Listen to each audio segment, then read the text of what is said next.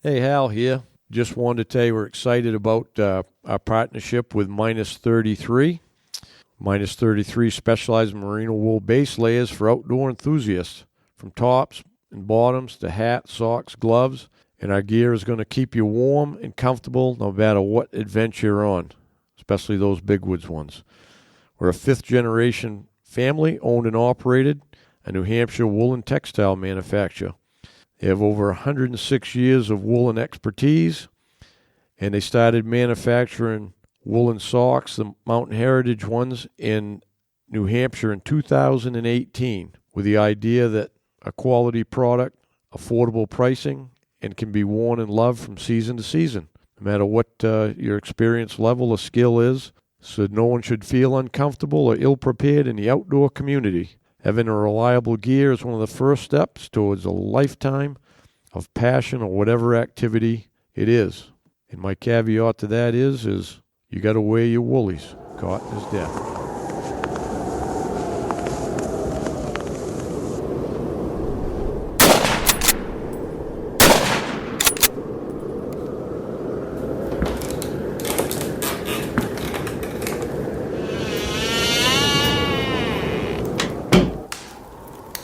This is the Big Woods Bucks Podcast. Come explore the big woods and timber in North America with your host, Maine master guide and deer tracking expert Hal Blood. Listen to Hal and co-hosts Lee Libby and Joe Cruzy as they unlock the secrets of big woods whitetails. Each episode will provide valuable insights into the tried and true system Hal has used for the last 40 years to scout, locate, and hunt mature big woods bucks. Listen and laugh as the crew discusses Hal's legendary adventures and learn how to apply a lifetime's worth of lessons from the big woods to your own hunting and outdoor adventures. Welcome to the Big Woods Bucks Podcast. I'm your host, Hal Blood. And sitting down here at Pileland Lodge with the snow all gone. Green. And the lake unfroze with Joe. Hello. And Rick Labby. Hello. And my grandson, Rylan. Hello. So I guess this podcast will do a little recap of the deer season since they're over. They got, there's still a little time up north. I mean, down south for the rest of this week. Till Saturday. But you listen to this on Monday, so... It's over. It's over. Pretty much it's over. Nothing is over. Yeah. Oh. Yeah. Yeah. The lady is got her voice all tuned up singing, so that's it. So so anyways, like we had the last podcast, we did it Friday night, I guess, wasn't it, Joe, at the end of the Thanksgiving week. Yep, the last Friday, the firearms, yep. Yep. So I had an episode on the last day I might as well tell a little story about. I don't think I've heard about this episode. You haven't? Yeah, I think I told you. So Saturday there, because I had kind of the funny season. I already talked about it, but I got so weakened up and stuff. She made me get on the scale the other day after the season. She kept saying, you're skinny, you know. And so the other night, a couple nights ago, she got the bathroom scale out and set it there before I took my shower there. And I said, how much you think I weigh? And she goes, 187. And I go, I think it's probably closer to 185. I got on the scale, I was 184.5. So I lost 10 pounds, which is normal. I usually start at 195 and I lose 10, but I usually lose it because I'm, straight out the whole time. Right. This year, I think most of it I lost when I had that stomach flu and stuff, and it weakened me up there. So couldn't eat and all that. So I ended up. It was actually, because trying to climb the mountains after that was really kicking me, because I couldn't recover from it. So I tried to spend most of my time, like after the third week, I was trying to just hunt like lower ground or flatter ground, ridges, not those big mountains. So I was kind of resigning to do that. So, and the other thing I was trying to do, because same thing, my knees had got kind of bad, so I had to keep going, and I couldn't get them rested up. So I kind of was breaking my rule about not looking for tracks from the road, and I said to myself, I tried doing it a few days, but I'd catch a track later, and then I didn't have enough gumption to to go. I was half wore out before I could get a track, So I started riding a little bit in the mornings. I could usually get the latest I ever got looking for a track from the road was 10 o'clock, and I was done. I just pulled over and got in the woods. And that was a stretch for me because I don't like doing it. I know sometimes you get lucky with it, but I just don't seem to have a lot of luck doing it, so I just don't do it. But I ended up doing it more. And I did cut one muzzleloader season. I cut 2 from the road. I cut 3 big ones last week in muzzleloader, and 2 of them I did get from the road, like later in the morning. Yeah. One I never caught. Well, neither one I never caught. One I never caught up to, and the other one I chased around a rabbit thicket. But anyways, getting back to that last day, so there's a big piece of woods, and I said I'd already been in there a couple times this year and tracked 2 good ones in through there, and I said I'm just going to circle that whole piece. I knew it would take hours to do it, and I said there's got to be something good come through there because there was a fair amount of deer in that pocket. It was probably a piece that was a couple miles by a mile, and then miles beyond it, but the piece I was going to cut up along a brook and circle. So anyways, I get in there and I walked up this brook just trying to divide it in half. Anything crossing the brook, because it's a pretty good stream, not big, but they have to cross certain spots sometimes, the beaver flowages and stuff. And I walked, and there was plenty of old tracks, but just a couple of like new ones, that was made in the night, smaller ones. And I think I headed in there it was probably 8:30 when I headed in. And at 11 o'clock, I was like about halfway around my circle. And at 11 o'clock, I cut a good track. It wasn't the biggest one in the woods, but it was a good track, good big track, over 200, And I said, there. And it was made during the day. It was probably only an hour old. And it was cold, so it was frozen a little bit, in the wet part in the bottom. But I said, this is pretty good here. So I started on it, and it was actually headed back towards where I'd already cut the loop. So I go, he's either crossed my track or he's in this loop. Yeah. Well, he headed over, kept going straight that way, kept going and going and going and going. And he was checking those, and going. And he went through the most beautiful cuts and open spots. And I'm like, oh. I was just far enough behind. I missed him in all them good places. And finally he got to this. It was like a blown down fir tree with a moss on it, but it wasn't blown to the ground. He went underneath of it, and then I could see that he walked up and back. It was like 10 feet. And then there was other tracks, and there was 2 doe beds right there. And he walked over and walked in them doe beds. So now I'm like, I didn't know if he fed there or if he just checked them does there, you know what I mean? So I said, well, and then he just headed right off again, straight lining. He wasn't going fast, though, but he was just kind of steady. And so I just said, well, I'm just going to keep pushing hard till I freshen it up anyways. I was hoping to catch him on his feet, of course, because he was up during the day. So I was just pushing along. It was nice, quiet going, and I was pushing along pretty fast. All of a sudden, I hear the bushes rattling right in front of me, like 30 yards.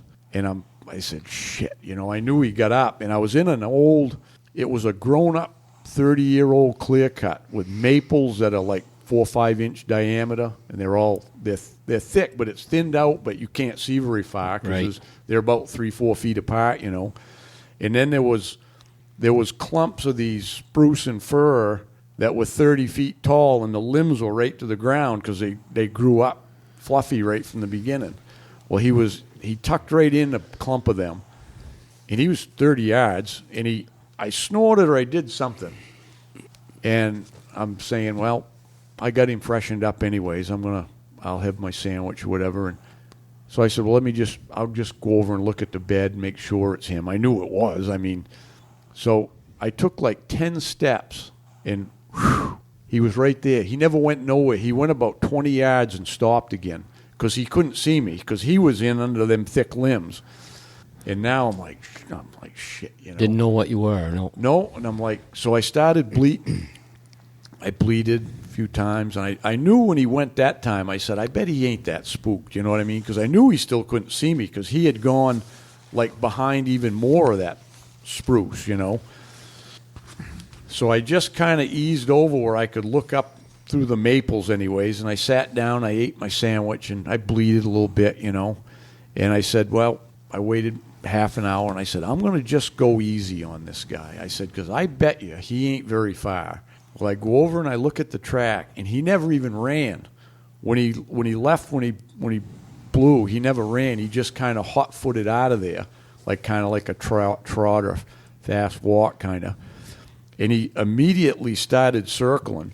And he started circling within like 100 yards, and he was pulling like kind of back around where I was. And I'm like, he's got to be. He's close, either here or he's just moping around or he laid down again. So I was just taking one step and looking as far as I could up through the maples, which wasn't very far. And I'd step along, and then he kind of went down this opening. It probably was an old skidder trail where they don't grow back as good. And I could see about 50 yards. And I could see his track all the way down it, just kind of fast walking down through there. So I'm just looking, and I'll take one step, and I'm looking. I had my gun right in both hands ready, you know. I got down a few more steps, and I just happened to glance to the right, and he's standing there looking at me. Oh. 40, that story. Yeah. 40 yards. He's looking at me at 40 yards. And I'm like, I start up with my gun, and it was funny because I could see it was a big deer. You know how they look square, them big ones, dark brown? I said, geez, that's a good buck, you know. And I'm starting up. And the best shot I had, I was just like lines of brown through the maples, the outline, but his head and neck was perfectly in an opening. And I got the gun halfway to my shoulder, and I'm like, he's only got one antler. Yeah, his left antler was broke. I'm assuming it was broken because the other side wasn't like a big, heavy antler, just an average size antler. But boy, he was a nice looking deer. And I lowered my gun back down. I go, I'm not going to shoot that buck with one antler.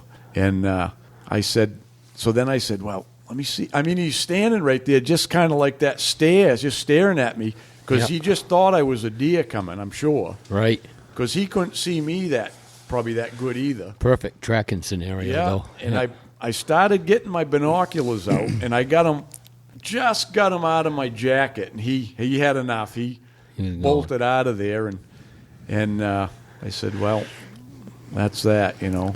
I said I had my chance, and so I was pretty tickled about it anyways.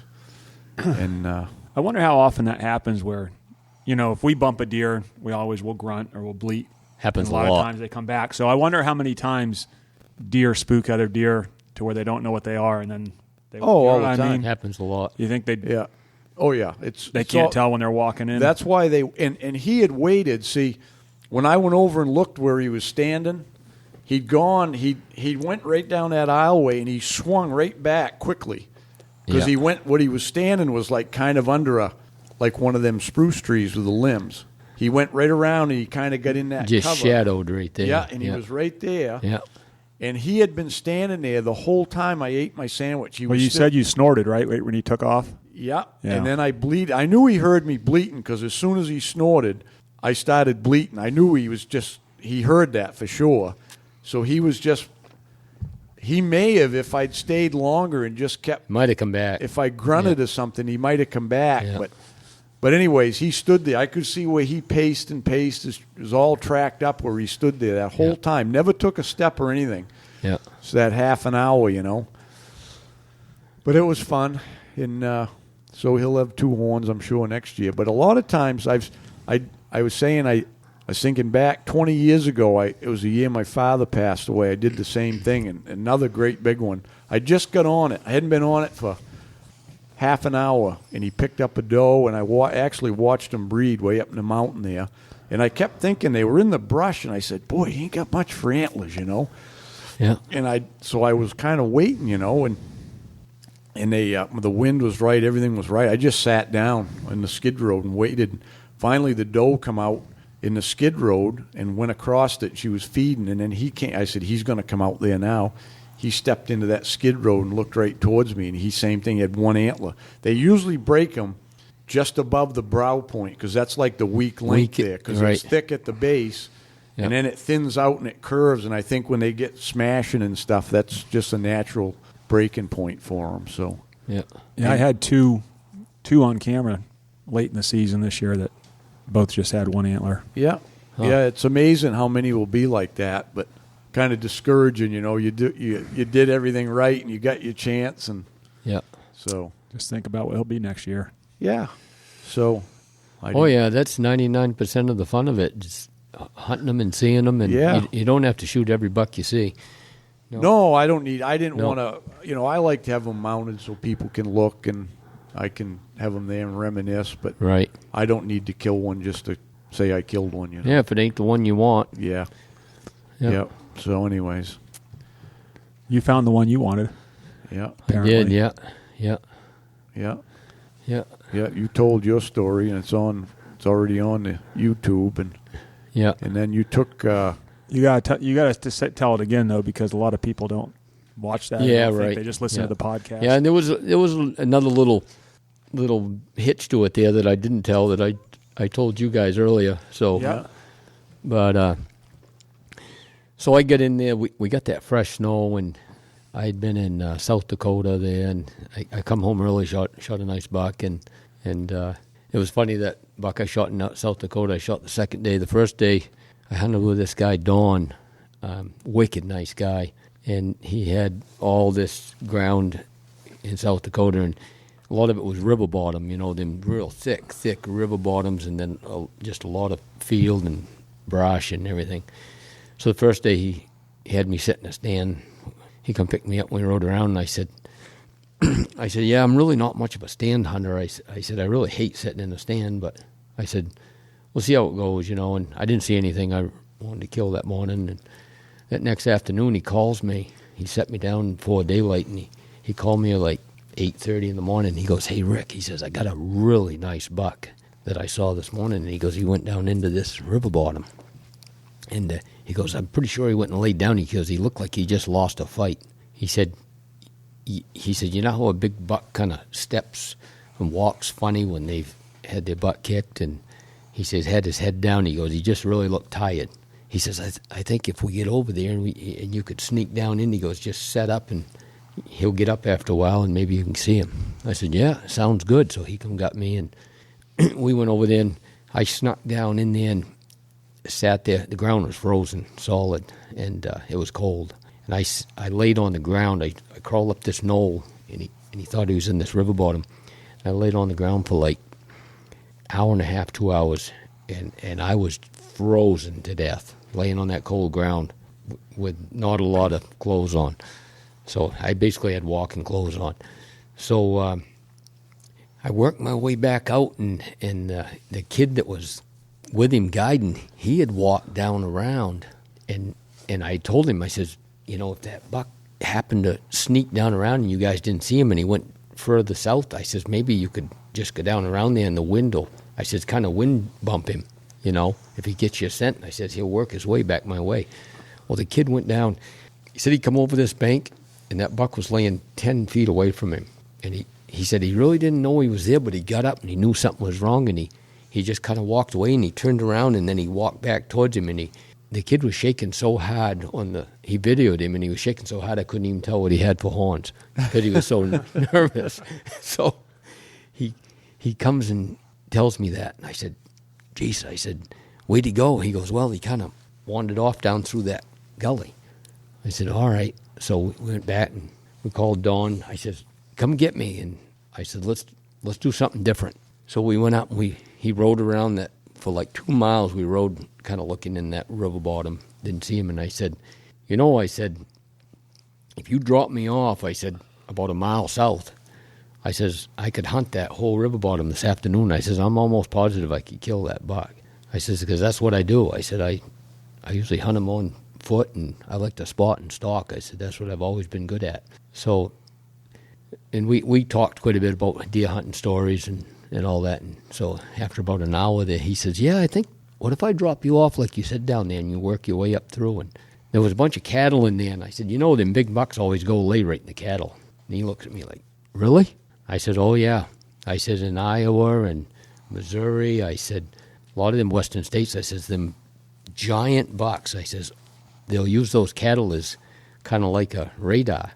I says, 'cause cattle are pretty wild when you put them out, especially in the woods, and they've been out for 3 or 4 months all summer. I said, if a stranger, I said, if it ain't the farmer, any stranger shows up, I said, they'll actually start running, just like a herd. And I said, the deer will usually blow out behind them. I said, I've seen it 100 times.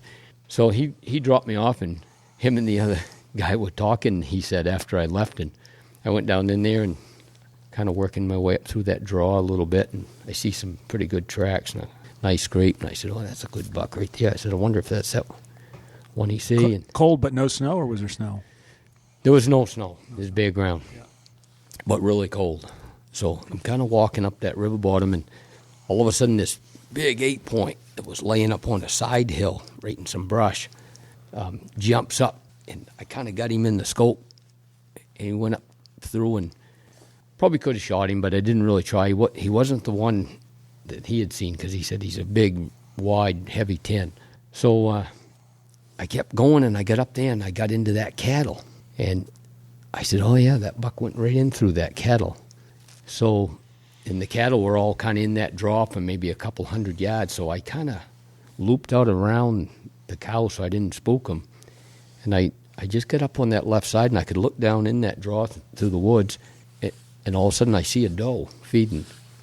So I just kind of held up. I said, oh, there's a doe right there. And so I grabbed my binoculars, and I started looking around. I said, oh, there's that 8-pointer I just jumped. And he had like 13-inch G2s, you know, but he wasn't real wide, but he was a nice buck. I said, boy, he didn't take long to settle down, because I just jumped him like a couple 100 yards. And I got looking, oh, I said, there's another buck. And pretty soon I looked back, and I said, oh, there's that 10 right there. And I could see his beams and how heavy he was. I said, oh, yeah, that's got to be him. So I watched him for probably a couple of minutes. They had no idea I was there, and the wind was perfect. And all those cattle were kind of out around him, and they were just kind of in the middle in that little piece of woods.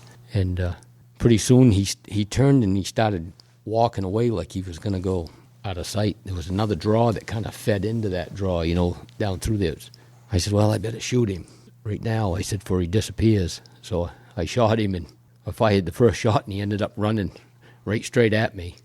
And he ran right down through that ditch, and he come right up over the bank within 20 yards of me, stopped, looked at me, and fell over dead. So, nice. Well, so I called him, and I said, hey, I got that. I hadn't even been there 20 minutes. I said, I got that buck. Jesus, really? I said, yeah, I just killed him. I said, right in the middle of that cattle. He laughs. He says, yeah, we were just talking about that, how you said you shot him in cattle, and we were both saying we never heard of it before. So he come down, he got a hell of a kick out of that. But that was a nice buck. So then I come home early. I called Nancy. I said, hey, I'm all tagged out. So I says, you guys, there's snow coming at home. And I said, I want to get home tomorrow. So she changed my flight, and I came home, and it had just snowed, like the day I got home that night or whatever. And so I went up to one of my old spots that I normally like to go, and I'd seen some pretty good buck tracks this fall and when I was snooping around in there earlier.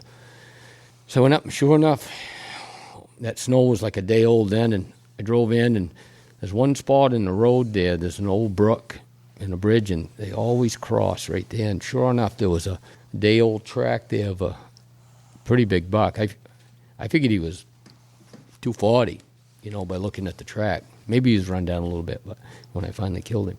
So I said, geez, I'm going to get on him. And he was headed right up into a piece of woods that I'd hunted a lot. And it was a pretty big block of woods. It was probably 2.5, 3 miles to the next road. And there was a lot of little swamps and stuff.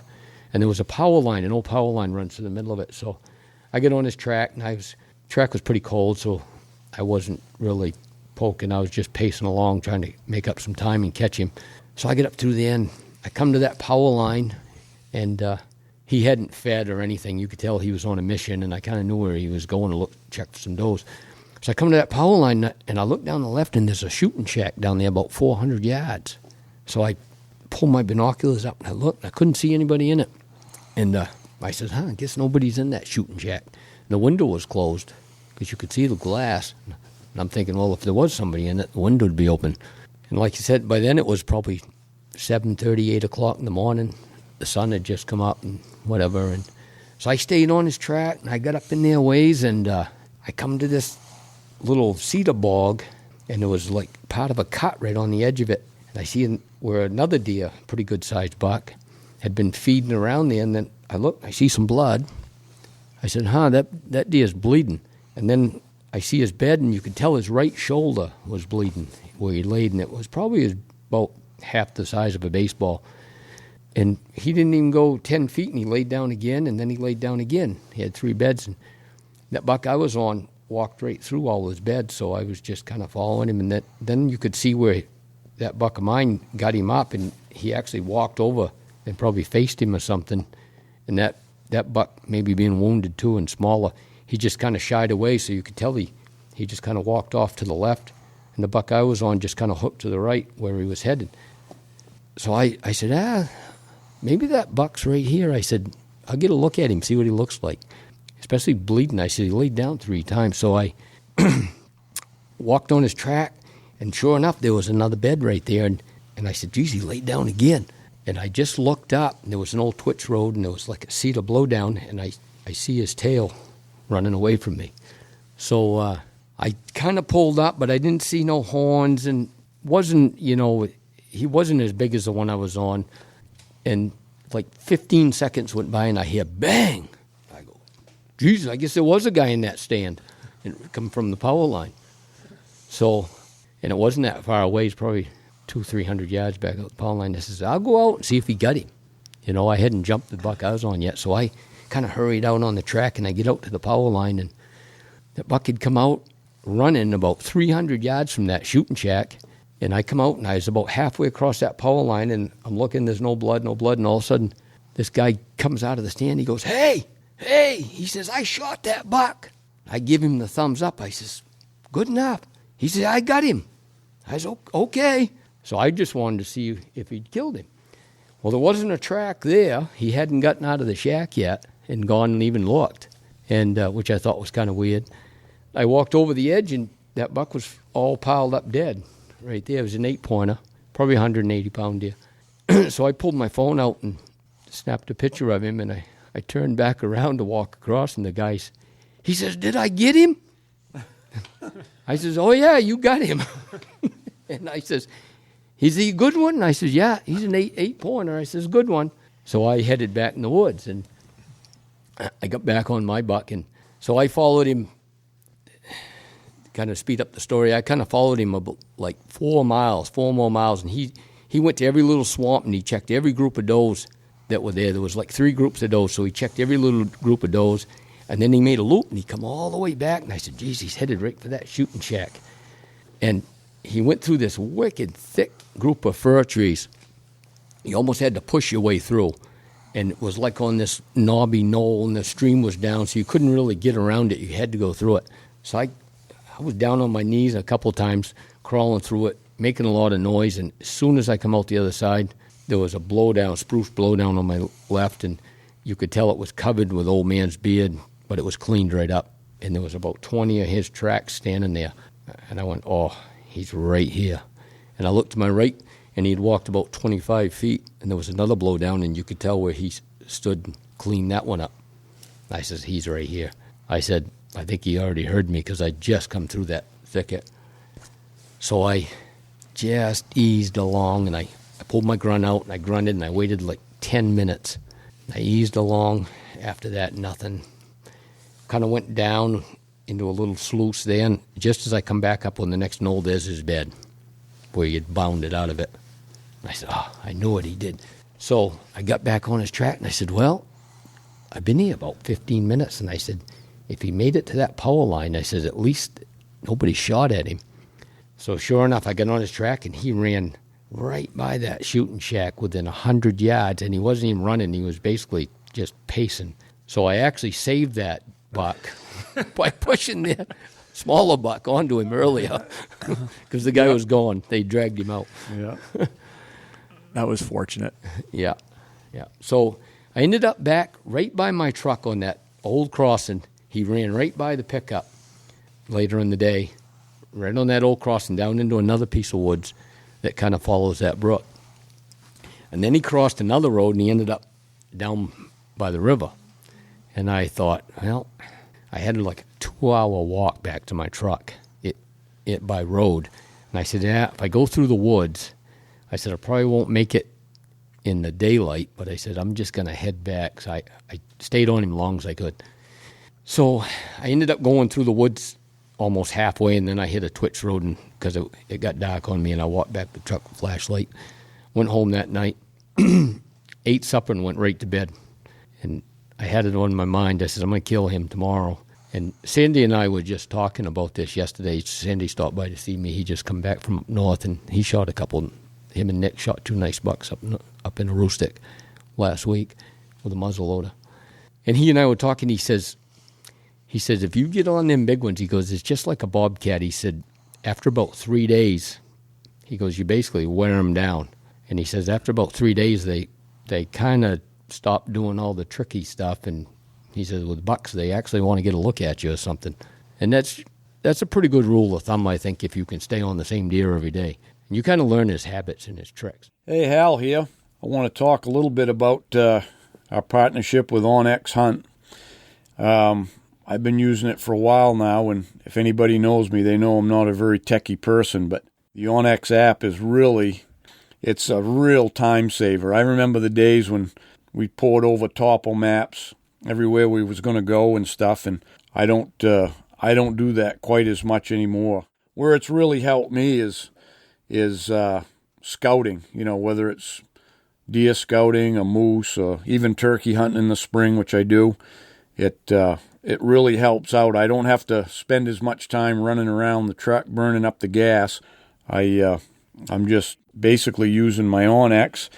Got it on my phone. Don't even carry a GPS anymore. So I just download the areas where I'm going to be hunting, whether it's up north moose hunting, and I use it mostly on the satellite imagery. I like to see the cuts and the clearings and the turkey hunting, the hidden fields and stuff. But everybody's using it now, from the game wardens to land surveyors, and just a great tool. And with our partnership with OnX, if you use a code BWB, you're going to receive 20% off on your first premium or elite memberships. And you just go to onxmaps.com/hunt.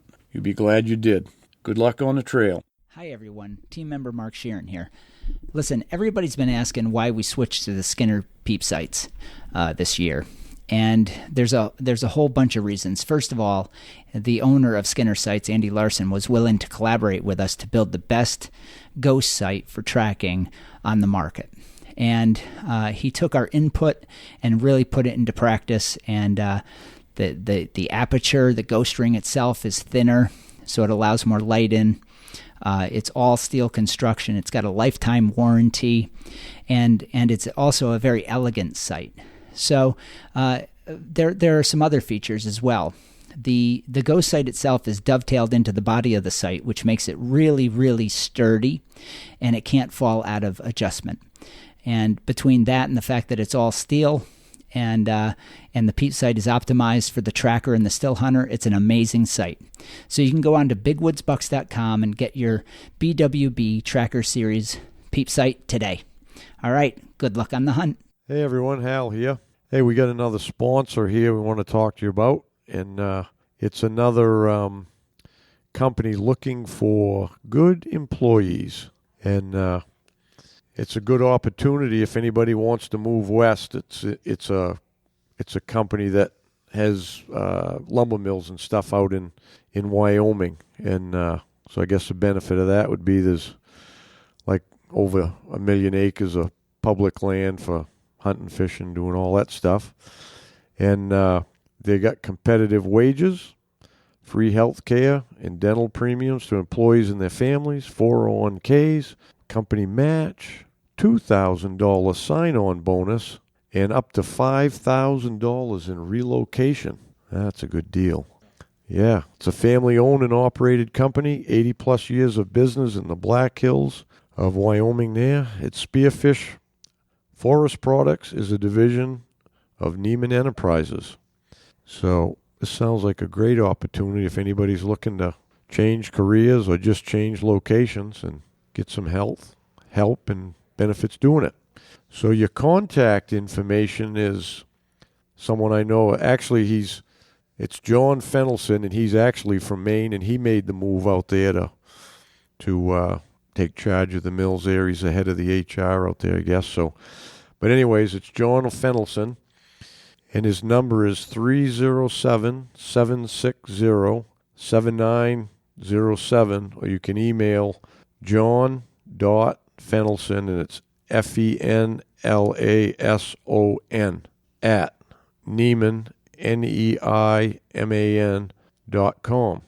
So if you got any questions, you want to talk to John about that, email him or give him a call. So anyway, that next day, I walked back the truck. I got up early, and I got up there at daylight, found his track right at daylight. And I actually missed his track driving in because they were logging in there, and I was coming around this corner, and it was just starting to get twilight, and I was kind of nervous about meeting a logging truck. So I was looking on that corner ahead, and he had come down over this bank, and I missed it. So I was pretty confident when I found his track in there, he'd come back out of where I left him last night. And I mean, he was just one of them huge square foot bucks that you have no problem following. Right, you didn't mistake it. No. Yeah. And he had a little crook in one of his toes on his right foot set ahead of the other, and it curled in. So I called him Slew Foot because I don't know, like a little slew there. You've tracked some like that before. Oh, yeah. They'll break their toe. Crooked-toed ones. Yeah, exactly.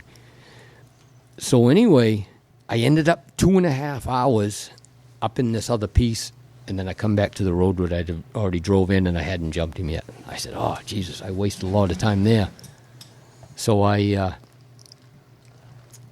stayed on his track, and he went back down in that other side, got in by the edge of that river there, stream, big stream, and he started headed right north and going through these plantations and all that stuff. And I got up through there, and I'm thinking, where the heck's he going? I said, there's no does up in here. There never is. You know, they don't really hold up in there. And I couldn't figure out where he was going, and he was on a straight line pretty much for a good hour and a half. Well, finally he crossed the stream, and that was about up to my knees. He just walked across the stream and went right over to the other side, and I said, well, stay right on him there. So I grabbed a walking stick because it was pretty fast water, and went across the stream, and I didn't get wet that time because it was the first time across, and I had my pants taped up and my boots taped up, so I was fairly dry, and I said, well, it's not too bad.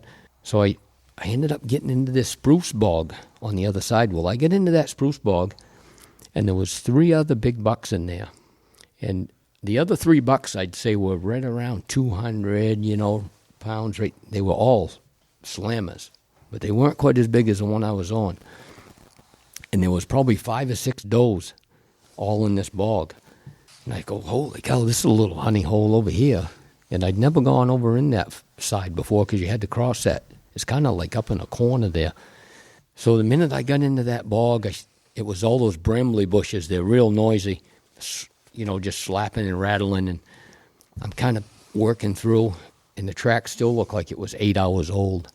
And then all of a sudden I look down, and there's a smoke. It just started warming up that day, and there's a smoking hot track right there, and it still had the water in it coming up through that peat moss in that bog. I said, holy cow. So I grabbed my grunt, pulled my grunt out, and I grunted a couple of times, and I waited and stood there, nothing. Waited probably 10 minutes, and I grunted again, waited 5 or 10 more minutes. Then I started just kind of poking along on his track. I didn't even go probably 30 yards, and there was 3 different beds where he had gotten up, laid down, gotten up, laid down, and I thought, man, he's got to be right here. So I grunted again, waited, probably burned up a good another half hour, nothing. And there was doe tracks everywhere. So I knew that.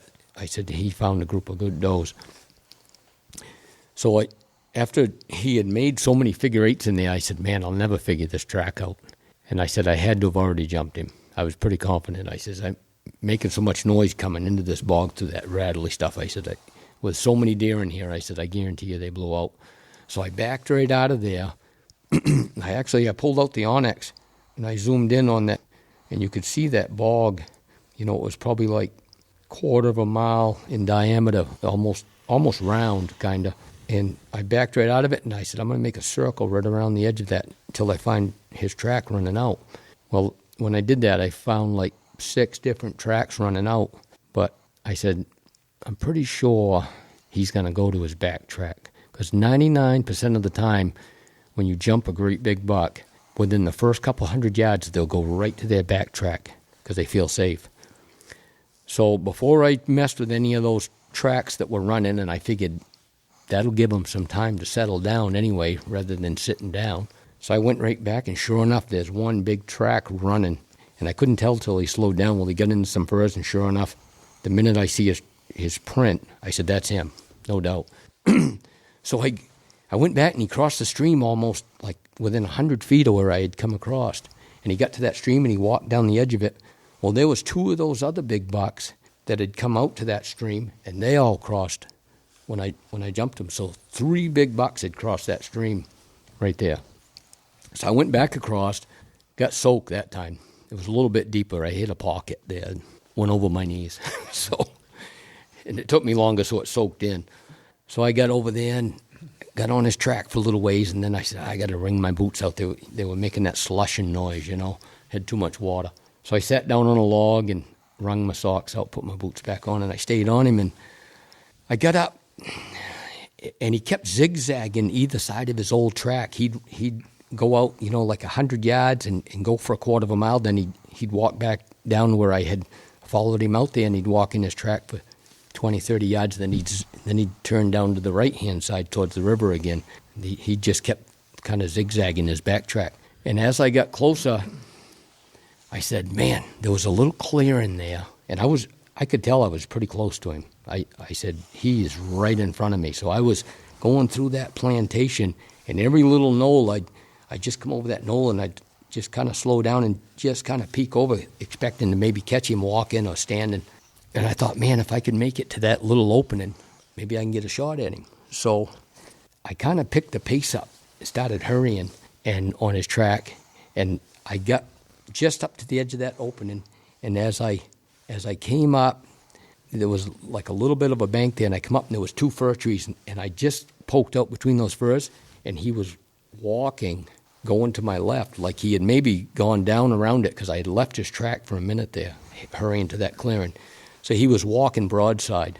Well, I had an old pair of gloves on, and they had I didn't figure this out till later, I had a tear in that finger, and a piece of that glove was hanging off. And I tried to bite it off and get rid of it, and I couldn't. And I think my gloves are soaking wet. So when I snapped the safety off and I reached in for the trigger, just as I was settling my front bead on him walking, my gun went off. And I knew I shot over him.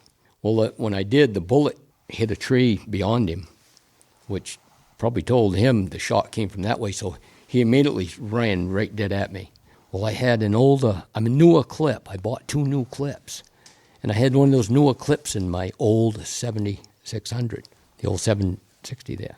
And so when I ejected the shell, after I had missed him, I couldn't eject a new one in, and he's running right straight at me.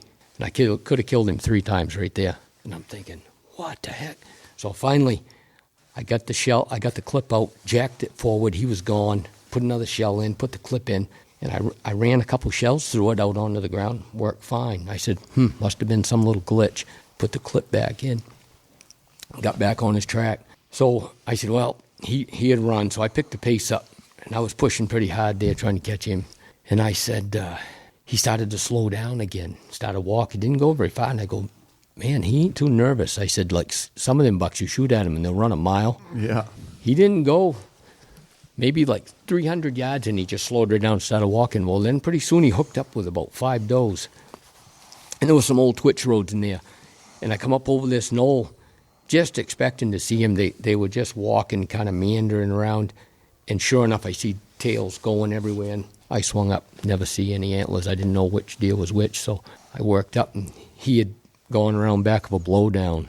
and those 5 does were just off to the left, and they all took off. And he didn't run, he just took off walking. I said, oh, he didn't know what I was. They didn't even have a clue, really. So followed his track, and I come up over the next knoll, and he I think he had laid down. And I didn't even go check his bed. But I could see his points in the ends of his beam, and he was looking right straight at me just as I come over this knoll. And the minute we made eye contact, and of course he was over that knoll, he just swung and he was gone. So I ran to my left real fast, hoping I might get a window of a shot there, and no, he was gone. So I went over, and sure enough, he run and did the same thing. He run about 200 yards. He started slowing down again. So I keep working on his track, and then I caught him one more time. Didn't get a shot at him that time. I basically jumped him and heard him go. All of a sudden, he hooked right, and I said, he's going back across that river. I know he is. He hooked right and hit it right down through the hardwoods, and there's like 3 ridges down through there, and he was basically on like a 4-foot stride, just striding. You weren't going to catch him. So I picked the pace up again, and I get down there, and sure enough, and by this time it's probably like 2:30, 3 o'clock in the afternoon. There's like hour and a half, hour and 45 minutes of daylight left. Sure enough, he got to the river there, and I got down there, and he had already gone across. So I kind of scanned that other side, because there was some hardwoods over there, and sometimes those bucks, when they cross a river, they'll go across and they'll wait to see if you're going to cross. They'll go part way up the hill, and I've shot a few of them like that. Couldn't see him. I said, well, I'll go across. So I got across the river there, got wet again, didn't bother to wring my boots out that time because I was burning daylight. I stayed on his tracks, and he actually didn't go straight across. He went down the edge of the river, like 200, 300 yards right down the edge through the, kind of on the shoreline in the brush, and then he cut up over.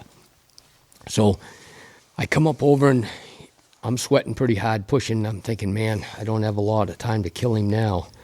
And I come into these hardwood ridges, and he started zigzagging. And he was zigzagging back and forth, and I said, man, he's checking does. I said, he doesn't even think I crossed that river. I said, he's forgot about me. So I remember coming to the, and I told that story in the video too, but I remember coming to the third ridge, and I thought, well, if you're with me, Byrne, and I said, today, and I said, I think you probably are. I said, I just need a standing broadside shot at this buck, a good buck. And I said, this is a perfect place to shoot him. And I actually said that out loud.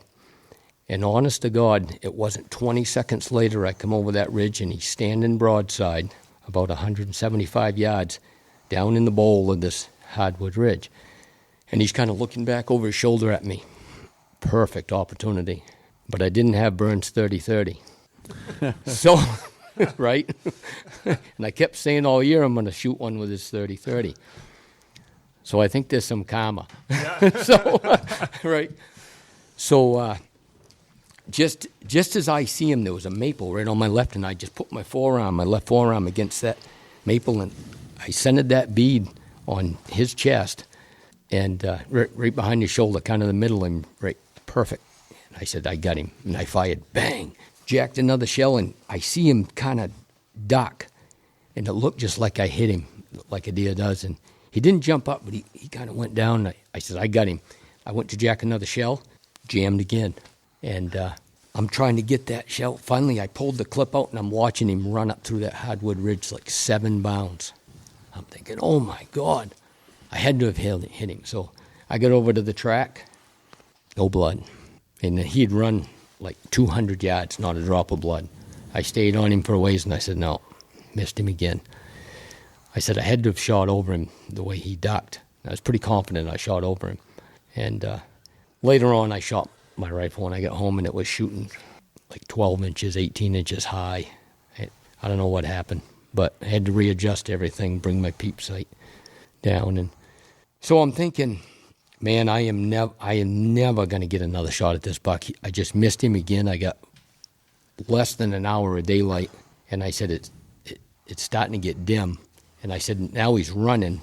He's probably going to run a half a mile after I shot at him that time because he saw me. And I said, there's no way I'm going to kill him. And I thought about turning back and going back to the truck, and I said, no, never give up. I said, that's always been the words of wisdom of a tracker. And plus, it's so hard to leave a big track until it gets dark till you can't track him anymore. So I got on him. And did you got good enough looks at him, too, that you knew he was a really good... Yeah. I was going to kill him the next day if I didn't get him. That night I had it made up my mind. If I didn't shoot myself from missing him, I was going to throw the gun in the river there for a minute. So I was pretty much jogging on his track, and if you look at the video, you can see the sweat. It looks like I'd just come out of the shower under my hat. So I was jogging on his track, and I said, the only way I'm going to get another shot at him is just to run and keep the same pace, because like Hal always said, you'll never catch a buck unless he does something to slow down, because they're always walking either the same pace or faster than you are. So I ran for probably a quarter of a mile on his track, and he started getting into these plantations that were wicked thick. And I'm thinking, man, I'll never even see him in this stuff. It's impossible. So I pretty much lost hope. I was at the lowest part of the day, and that's part of tracking. It's ups and downs. It's like a roller coaster all day long. Right. And that's the fun of it. So all of a sudden, I come up this knoll out of this last plantation. There was like a little bog there, and I could see some hardwoods. Did you have your mag in your gun at this point, or? No. Okay. So after that last time I missed, I pulled my clip out. I took every bullet out of my clip. I put one in my left hand against my forearm, one in the chamber, and 3 in my pocket. And I said, I'm going to use it as a single shot now. And I said, because I could have killed him the last time. I was pretty confident if I'd done that. So I come over this last knoll, and I could see some hardwoods. And I stopped again, and I asked my grandfather, said it right out loud. I said, I just need one more shot at this buck, right? I said, if you're with me. And I said, I'm pretty sure you are today. And I really felt like he was. I mean, I really did. And 20 seconds later, I come over this knoll, and he's standing, he's walking to my right. And I can see him, he's got his head down. And I can just see his whole body and everything in the raspberries. And it was like strip cuts, So I almost fired at him. And there was a strip cut there, and I kind of held back. I said, no, he's going to come right out that other side, and I'll have a perfect shot at him right there. So I just kind of turned a hair, and I waited, and about 3 seconds later, he come out that other side. And when I did, I put it on the bottom of his brisket that time, and right on the very bottom, and I said, that should connect with him. And I fired, and the minute I fired, he stiffened right up, and his back hunched up. And he still kept walking. So I jacked that shell out, took the one out of my left hand, slid it in the chamber, slid it forward, did the same thing again, bottom of the brisket, pow. Jacked that one out, pulled one out of my pocket, and he's still going, put another one in, pow. Jacked that one out. I'm reaching in my pocket, and when I looked down to slide it in the chamber, and I looked back, he was gone. I said, oh, man. I says, don't tell me he got away from me again. So I start hurrying down through that strip cut there, and it was right full of whips and stuff, and you never know, when you're shooting at a big one like that, what your bullet's going to hit, or if you're connected till you get there. So I'm kind of hurrying down there, and I got all this anticipation thinking, man, I hope I connected with him that time. And I'm kind of searching where he went with my eyes, and I got my gun almost to my shoulder, and I'm kind of poking along, and I look down, and I see his track. I go, yep, he's right ahead here. So I keep going, and I'm kind of looking down, hoping to see blood, and then I look, and he's laying 10 feet in front of me in those whips. And he tried to get up. He was still alive. And I give him another one, but I had hit him all 3 shots in the shoulder, almost perfect. And no blood? No, there was no blood. No. But he only went like 20 feet total in those 3 shots. I hit him that first shot, and it kind of stiffened him up. Tough. Yeah, and then I called you. Yep. I said, Joe, where are you? Oh, I wasn't around. No, he says, oh, I'm not up there. I said, geez. I said, I'm never going to get this buck out of here by myself, because I got a bad back. I can't lift anything. You were out of breath as usual when you call like that. Yeah, I was. Yeah. You're like, what's going on? I says, I just shot a giant. Yep. He goes, Braden's up there. He goes, let me call Braden. So that was great timing. Oh, my God, that was perfect. He was 5 miles from you. Braden wasn't 30 minutes, and he drove right into where I was, and we walked in, drug that buck out. Nice. He's a rugged boy. Yeah. Yeah. Yeah, that was good. Then I helped him Yeah. later on. Yeah. That's right. Yeah. Just a few days later. Yeah. So, Well, got any stories, Rylan? and I think just to follow that up, I'm pretty certain unless something big happens in the next couple of days, that I think that's the buck pool winner. That's the Big Woods Cool. Bucks pool winner. Yeah. Unless Logan pulls one out. I scored him at 149 and some change the other day. Yeah. Yeah. It's a pretty good one. Yeah. Jason 50-inch deer. Jason Netto brought his up Yeah. a couple days ago. I scored his. Yeah. And that's, because it's got them 2 odd points, which in the main club, we just set them aside. They don't deduct Right. them. But his is right at 150. It is. Yeah. That's a beauty. Yeah. Yeah. As a 9. If it was a 10, it'd been like 155 probably. Wow. Yeah. Said he was after that buck for a couple of years. Yeah. Yeah. Yeah, he had him on camera and stuff. I think I tracked that same one once Yeah, I wouldn't be surprised. a couple of years ago. He knew what you look like. I would love a scoring system that you just take the rack and dip it in water and it's a displacement test. Yeah. You That's know, pretty because good, yeah. it's just, to me, anything that grows should be scored if you're going to go that route. I agree I'm not- 100 I I don't agree care about the 100%. typical or non-typical. No. If it grew it, I it don't should either. count. And if you take the mass and you just dip it in Yeah. water and it raises Like that it. buck you shot. Look how unique that rack is. He's heavy. And Yeah, then just he's got different, split G2s, which that's a deduction. Why would you deduct that? Well, it isn't a deduction in Maine's club. It is in Boone and Crockett, but Right. Maine has 3 categories, which is more Yeah. fair than Yeah. Boone and Crockett. So we have the typical, Right. the perfect. That's Yeah. no abnormal points, and then Yeah. non-typical. But you Yeah. couldn't do the dip test because you'd never have a typical ever score high enough. You know what I mean? Just would it. Yeah. You got to have typical at least and non-typical. But I think the way Maine does it now, it's more fair that anything that's abnormal. See, ours is, it's got to be 12 inches of abnormal to put it in the non-typical category. Right. Anything between 0 or between 1 and 11 inches, we just set it aside. It's like it's not there. We see it. Yeah. It had that, but it doesn't deduct from what the typical frame is. So it's a good Yeah. system we have. Yeah. Yeah. We should put a name to our scoring system with the weight in the rack, the Big Woods Yeah. scoring system. Because for I Maine, like that. for the Northeast, I think Oh, that's a yeah. great way to. Absolutely. Well, we just call it the Big Woods scoring system, right? That's what it is. Yeah. Yeah. We'll use Maine's. I think when we set that up, we went with the gross score anyways. That's didn't right. we? No Yep. deductions. Yeah, Right. no deductions. Yeah. So Yep. I wanted to have Rylan tell a couple stories because Yeah. Let's hear him. Yeah. He's been sitting here chafing at the bed. I've been noticing. He's like so Yeah. anxious to. Yeah. So he's I got him his pump gun for Christmas. He had last year. He's been since he started hunting. He's had that compact 700, but last year he had kind of a growth spurt there, and he's I'd say. yeah. I Yeah. remember when he was born, I said, I hope that kid grows into that head. He looked like he had to me a big head on him for a baby, you know. And he always had a big head, and I hope he grows into that.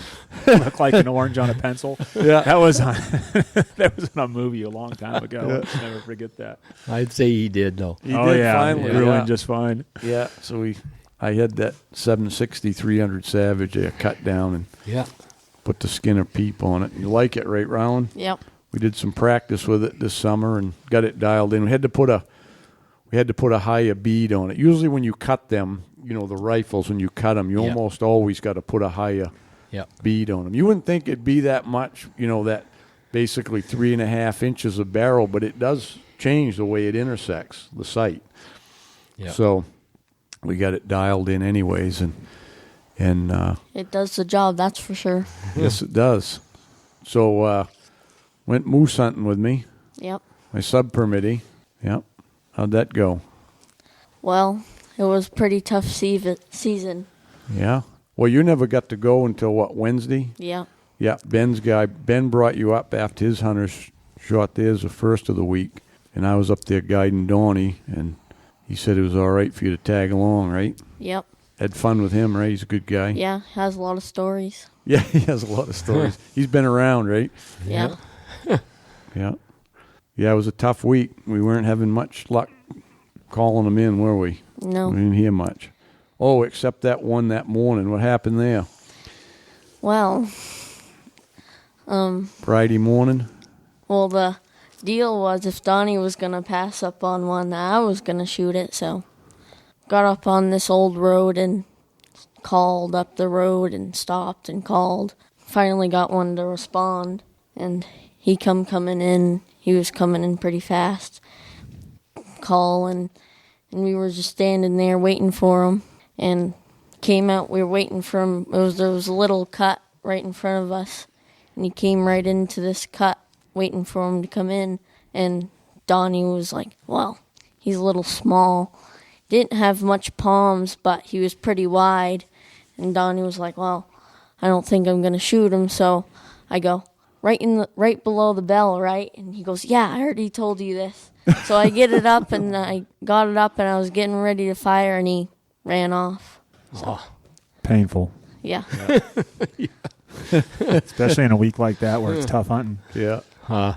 So Yeah. I had it already loaded in the truck. I said I can back the truck right up to the ditch and pull him right in. In your mind, you already had him I loaded. think Papa also learned a lesson to not plan ahead.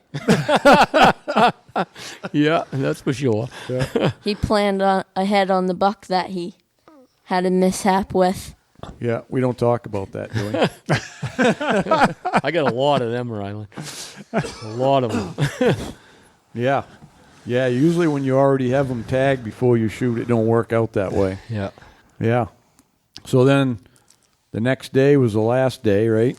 Yep. So they had Donnie and my grandfather, Papa. They had left the boulevard, and the last day, Friday night, or the day before the last day, Friday night, they had an idea to go back to the boulevard. So we went back to the boulevard, and Ben, our Indian scout, had been seeing a couple moose. That's his new nickname, Indian Yeah, Scout Indian Ben. Scout. Scout, yeah.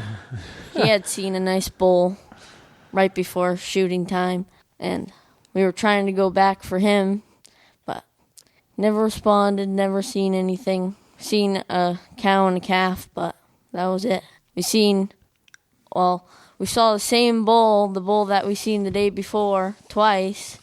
We had one up the road again, and he came out into another cut and just ran off. Anyways, the last day we went back into the boulevard, and we were calling and walking, and Ben was on the whatever walkie-talkie, right? Yep, radio. And He was doing our Indian scouting again, remember? yep, telling us that he seen a little one, like a small one, like 10 feet away from him. Came in right up to him, and then he heard one. He did never seen it, but heard one. So we rushed into where he was, and we're walking and calling. Never got a response. We finally got a response, and he was like circling us. We never saw him, but he was like circling us, like trying to smell us or whatever, and kept circling us, and we just get glimpses of him. And Donnie finally got an opening and shot him, looking around, never seen any blood, and finally we seen like a bunch of blood. So we followed him, and we jumped him. We could hear him crashing down through the woods. So we sat down, had a sandwich, called, and we finally got a response from a different bull. Right after we just sat down to have a sandwich, and he was like right there, just coming in with his head down, grunting, and he came out like 30 yards, stopped right there, and I had a difficulty with the safety again, so he started walking again, and he came even closer to around 15 yards, and I let her rip. Put it right on his chest, didn't Yep. you? Yeah. Nice. Off he went about 75 yards and piled up, Yep. That was it. You got him. dead in the doornail. Nice. Good job. Why do you have difficulty with the safety? Well, you see, I was going for the safety, and just as I got to the safety, he started walking again. So I was like, he's coming towards me, so I said, might as well wait. And he stopped again and got the safety off, and Yeah. I thought it was because you didn't practice taking it off enough. I did. He had that right down, too. Yeah. I told him for any of the season, I said, you practice Yeah. that gun, you practice taking that safety off 50 times every night. Put the gun up, get it, just get practice in doing that because you don't have time in the woods, right? Muscle memory, like you always say. Yeah. Yeah. Well, it's funny you say that because I'm just Yeah. thinking what I had this thought afterwards this year because after I shot my deer, I went and unloaded my gun and everything. And you don't even remember putting another shell in the chamber. Like, after a while, your safety, none of that. Right. You don't even think about it, Right, and I you thought don't. it was kind of funny. I was like, you don't recall, when things happen when you're hunting, Oh, yeah. when you've done it for a while. You do it a lot. It just second. Muscle Second memory, nature. like Rick said. Yeah. So Ben and the cameraman, everybody, Donnie helped you cut your moose up. Yep. Well, we went Nice. and got the ram charger, and we had to pack them out quarter of a mile probably. Yeah. The young fellas did that. You packed your own head out, though, right? Yep. I Nice. did. Yeah. You got the head loaded up on his shoulder there, and he Yeah. lugged that out. I bet Donnie got some good pictures of that. Yeah, we got Yeah. pictures. Had a professional cameraman and photographer with you, and Donnie got the video on his phone. He was filming it right from his phone. cool. Wow. Yeah, yeah. They didn't get very good film of his bull, though. No. So we had a couple episodes in bear season. You was trying to get your Grand Slam, so then Yep. bear season we had a couple episodes, right? Right. Yeah. Yeah. Let's hear that one. Well, we had gotten to the bear stand, and didn't see anything, and all of a sudden one came out, and he was looking at us, so we couldn't move. So then you look away, and then we could get ready and stuff. And I put the scope on him. He stopped. He was standing on a log, and I thought I had it on him, but apparently I didn't.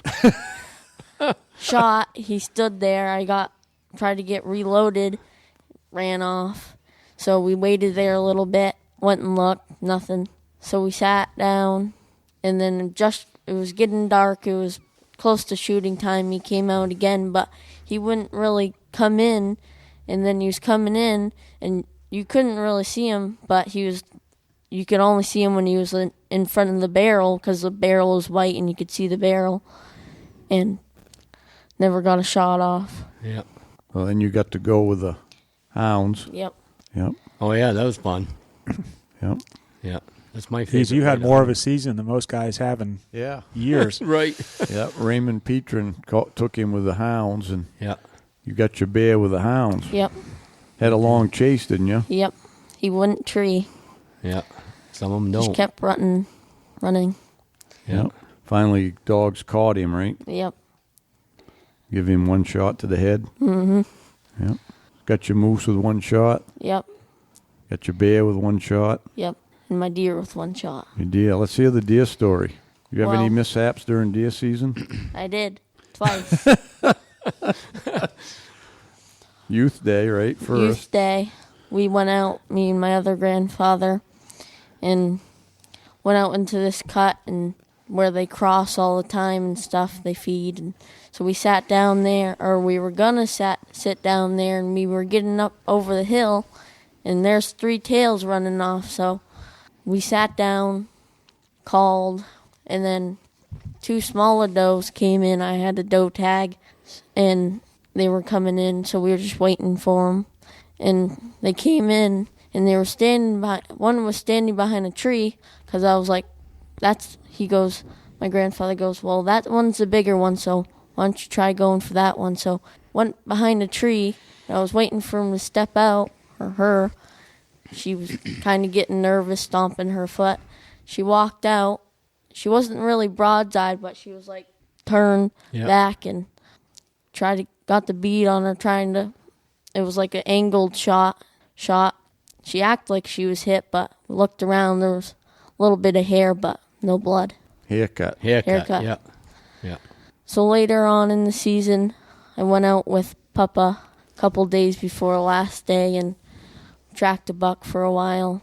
And it went out. It was a sneaky one, wasn't he? Yeah. Yeah. Went out towards, we jumped him.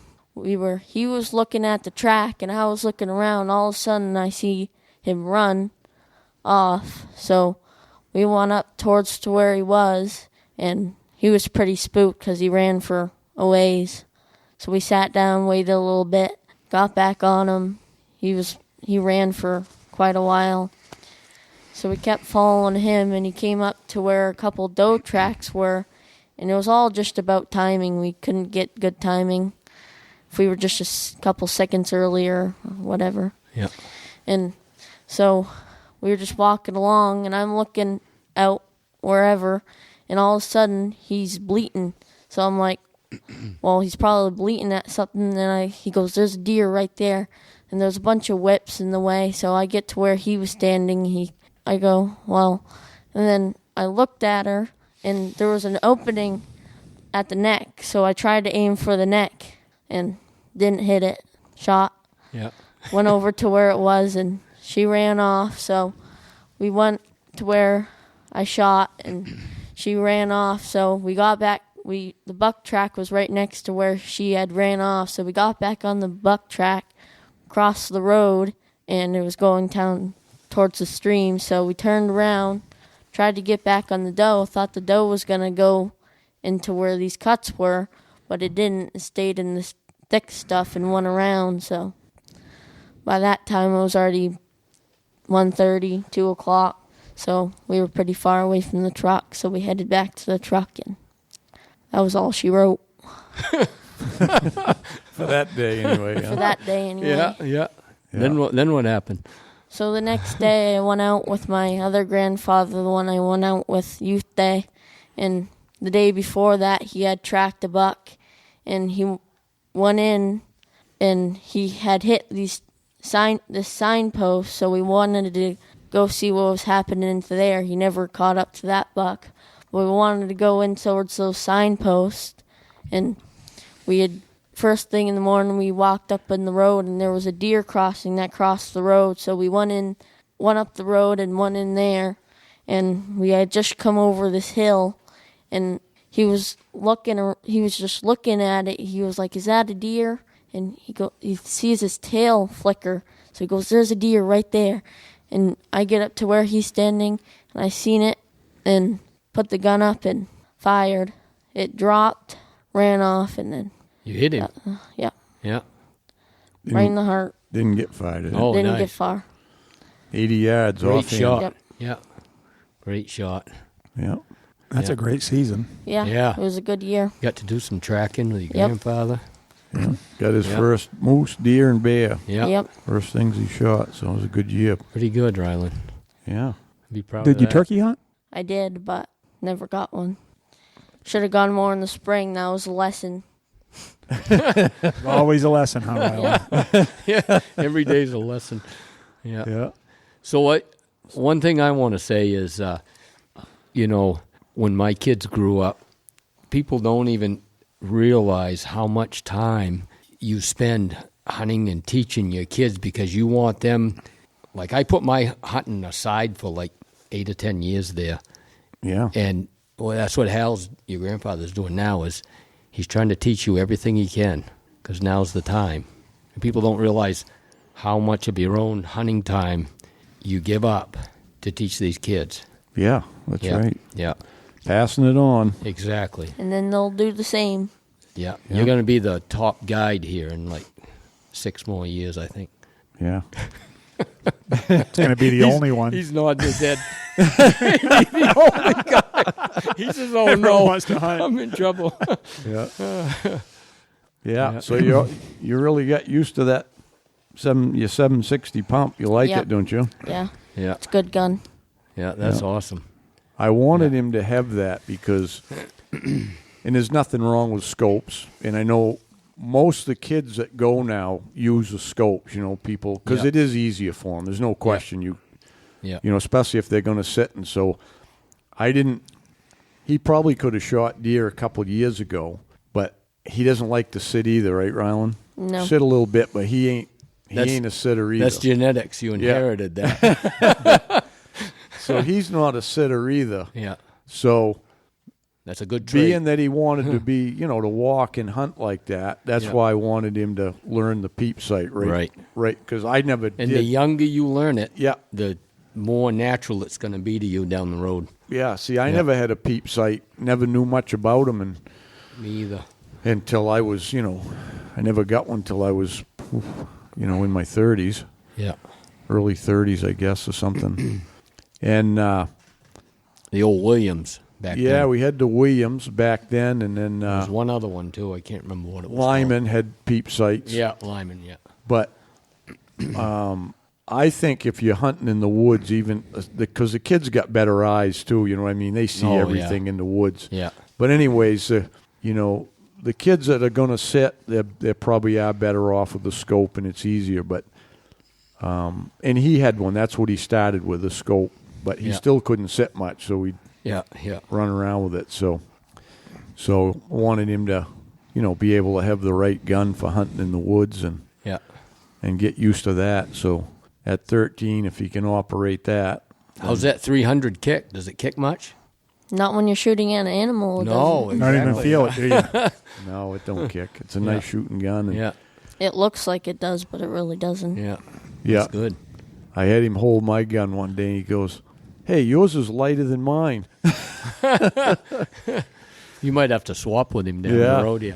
Yeah, it's it might be a hair, and I don't know why it would be. You know what I mean? It's other than the on those older 760s. It's an original. I think it's a first year one. They had a different tube system. The All right.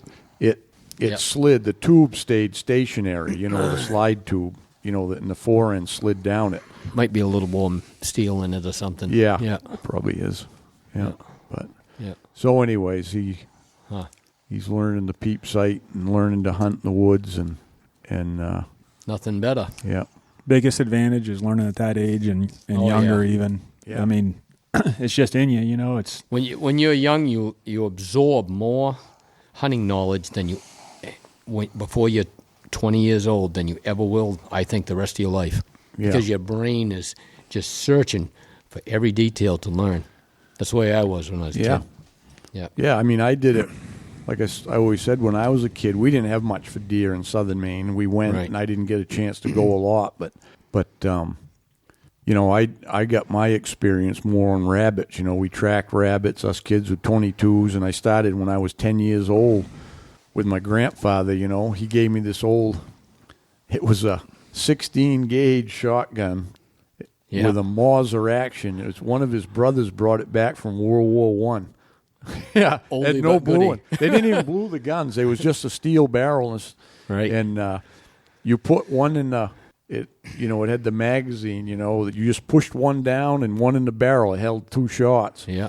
And that's what I used when I started, 10 Yeah. years old at 16 gauge, and I don't know how many rabbits I You were shot pretty with it. driven, though, to drop everything you were doing in southern Maine, lobster fishing and making a good living, and Yeah. move to Jackman because you knew what you wanted to do.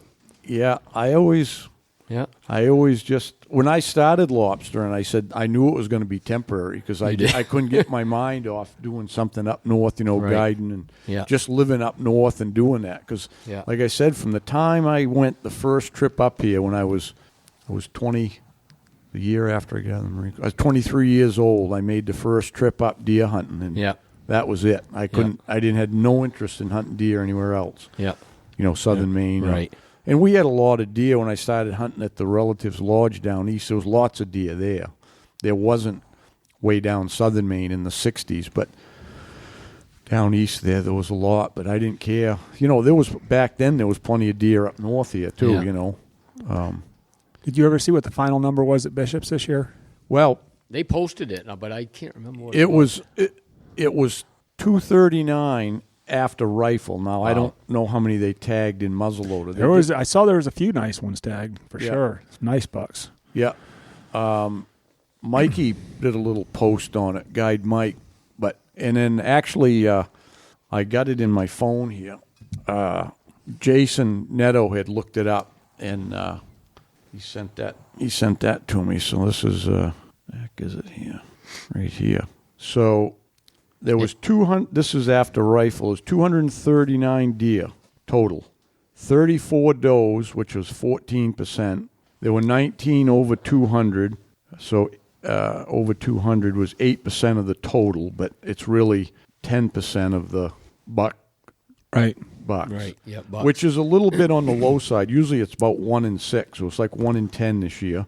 And the largest was, Jason's was the largest, was 230. Wow. No, wait. 230 was the largest. Jason's was the 8th biggest. There was 71 between 150 and 200 pounds.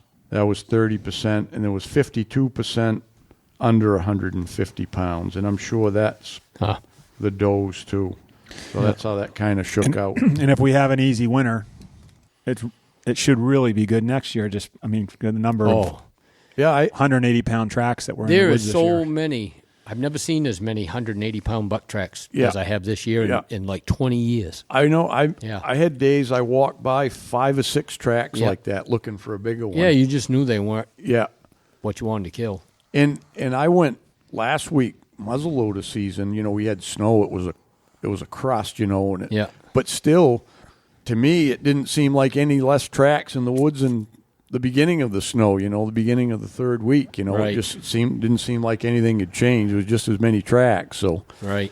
yeah, it ain't like they killed off all the deer, you know. Yeah. And it's starting out now. I mean, here we are after muzzleloader season. We had all that good snow for 2 weeks and into muzzleloader season, and now we're down to Green grass. grass and bare ground, and which is really helps them big bucks now, though. You know, they're run down, and when they can have this kind of weather where they're not fighting cold, and they get around, absolutely, because all they're doing now is they feed. They're trying to lay put down. weight back on and rest, feed and lay down. That's all they do. They don't go anywhere now. Yeah, exactly. And they'll put their weight back on by Christmas time, and they'll be all right, all set. Yeah.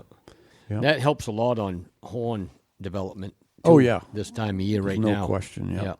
You have much fat on yours? No, he was run down pretty hard. Yeah. I mean, when I shot him, you see in the video, you guys watch the video, but you could see I was pretty confident he was like 230, 240. You just had that length and frame of and I said, I think this is one of my heaviest bucks I've ever killed, and he only weighed 210, which I was kind of like, well. Yeah, it's deceiving, you know. It is. When I shot that. His ass was small. Yeah, so when I shot that Brutus buck there, that was the end of muzzleloader season. Right. And I knew he's a big deer. You know, you can tell he's hanging just a up. big deer. Yeah. But when I was feeling him, I could see, without even touching him, his backbone was sticking out like 2 inches right out of his back. Yeah. And I told Will, I said, boy, he's probably still going to go 200, I said, but he'd have gone 250 before, you know. Oh, absolutely. Yeah. Absolutely. Yeah, they lose the weight, but it's amazing how and quick. the more dominant they are, the more they lose because they're like a herd buck. Right. Because all the others are satellites, and so they're trying to get ahead of all those other ones and chase them off. And that's why a lot of them end up, if the winter comes quick and it's bad, some of them ain't going to make it. No, they die. die. They just can't get back in shape in time, you know. Yeah. So going back to Youth Day, again, after Ryland's story, Butch called me up, and Butch is my nephew there, and he started that meat butcher shop in Jackman this year. Right. And did pretty good. But he called me up, and he says, I'm so busy I can't take Keegan. Can you take him? And I said, yeah, I can take him. I said, I think I'll be getting home from a trip on Friday night. I said, so bring him down Friday night, drop him off with Nancy, and I said, I'll be home, and I'll take him that Youth Day. So I took him over to one of my camps there that next morning and had some pretty good bucks on camera. And I said, we'll go over there, Keegan, see if we can see a buck this morning. So we get over there, and before daylight, we got to camp. And this is my grandfather's old camp. So and I looked, and there was a pretty decent little 8-pointer standing in the field, and it wasn't shooting light yet. And you could see his silhouette down there. And I said, that's a pretty good buck. I said, as soon as it's time, I said, we'll shoot him. I said, boy, that's easy. Just like Ryland said, you don't ever want to load them before they're dead. So, looked at my watch. 2 minutes before legal, he just picks his head up, looks around, walks out of the field. So Keegan goes, you think he'll come back? And I said, I doubt it. I said, once they're gone for the day, I said, I never get a picture ever during daylight, especially this time of year. Right. So I said, we'll stay here for a while. So we stayed for a little while, and I said, let's go over to another spot and check it. It was foggy that morning, wicked foggy, which is good. I like fog. Yeah, trips them up. Oh, yeah, and they can hang and feed a little longer. They think nothing can see them. So we headed over to another spot, and we went over by my house, and then we go down through town there, and there's a little side road to the field that I own there. It's like 30-acre field, and I look, and there's this giant buck standing in this field. His horns are way out past his ears. He's standing there in the fog, and I go, holy cow. I said, Keegan, look at that buck. I said, let's pull down. I said, there's a little road down here. We'll pull in. I said, and I told him, I said, you get ready. And I said, have your chamber open. And I said, when I park the truck, I said, you jump out, slide one in. And I said, shoot him. Well, as soon as I hit the brakes, he was gone. He was running. So we pulled in. And weren't his first rodeo. No. So we pulled in, and we watched him jump the fence. There's an old fence there. He jumped the fence, went down across the brook. We watched him go up.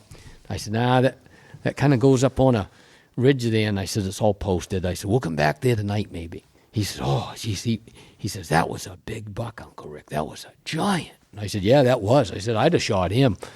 So we went over and checked a couple more spots. And I said, well, let's go back. And I said, what do you want to do this afternoon? Because it warmed right up. It got wicked hot that day. It was like in the 60s or 70s. I said, we can either go walk, or if you want to go up and see your grandmother for a while. He goes, yeah, I'll go up and do that. And he says, let's go back this evening. So I took him home, and he was telling Nancy the story, and she says, what do you want to shoot for a deer? He says, a real chubby one. He goes, I'd like to shoot a real chubby buck. Yeah, that's what he said. So I'm thinking, okay. How old is he? 9. 9, yeah. Yeah. And I know Keegan. Yeah. He loves to hunt. Man, he's like a buck maniac, I think, like I was. And so I said, well, I thought about it all day where to go, and I said, well, I got this one stand. I said, got a little food plot there, and I said, there's 3 or 4 bucks coming out, and none of them had big racks, but I said, one of them, he's a big-bodied deer. I said, maybe we'll see him. Let's go over there. So I took him over there, and we get in the stand, and weren't even 10 minutes. I look over, and he's sound asleep, right? Passed out. So I took a picture of him, and I sent it to his father. I says, big buck killer. I says, he's ready. And I no more sent that picture to his dad, and I looked to my right, and there's 3 bucks come out together. And I went, oh. And I looked down here, and 2 does had come out below us. So I reach over, and I'm shaking him, and he finally wakes up. Took him about 15 or 20 seconds. He was sound asleep. I mean, right in it. And I says, Keegan, I says, there's a big buck out here. There's a big one. And he kind of looked around like, where am I? And took him about 10 seconds to get his bearings there. And then finally, I said, look, stand up. So he looks out. I got a little shooting shack there.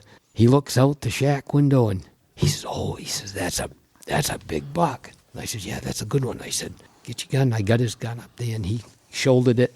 I said, try to shoot him right behind the shoulder. And those words no more come out of my mouth, and bang! And that buck reared right straight in the air, and he went right over backwards, and that's where he laid. And he made one. I had my camera out, and I was going to video it, and he shot so quick. I didn't get it. But the buck made one little Twitch, and he was dead. And, boy, he was excited. Nice. Wicked excited, yeah. Yeah. So I didn't want to gut him there, so we ended up weighing him with the guts in, and he weighed 231. And he was just a 6-pointer, but he weighed 231 with the guts in at D&L store. So you didn't weigh him cleaned out? Butch weighed him in Jackman at Bishop's, and he weighed 190. So he had 41 pounds of guts in him. Yeah. He'd been eating good. Yeah. Yeah. So that's about, what do they say, 20% guts? Yeah, that's about right. Yeah. Yeah. No, I think it's more than that. Yeah, I thought it was like almost, well, I guess they're all going to be different, but I had always heard 30% or something, but that seems like a lot. 40 on 200 is 20%. 20%. But I don't know if it means it's 20% of the live weight or it's 20% of the dressed weight. Then they say, you read the Big Woods Bucks thing for your patch, and it says add 20% for non-field dressed deer or whatever, on there. Yeah. That's what it's going to be rough anyway. Yeah, because they ain't all going to be the same. But there was some that wasn't there something early in the season up here where there was a few that were weighed with the hearts and lung in? Yeah, there's always the ones trying to sneak that in and get their patch. Yeah, there was a couple that was they had I guess they had a new kid tagging in there at the store, hadn't done it and stuff, and he wasn't checking, Yeah. But actually, it was your mom and you, wasn't it, that see it? Or was your mom? Yeah, she could hear him talking about they hadn't had the heart, and they like to eat the heart and liver and stuff, and it was still in there, and the kid had already weighed that, and it was like just over 200. Oh yeah. And then so she said to the kid, "You better be checking them deer," and so when they was going to weigh the next one, that didn't have it.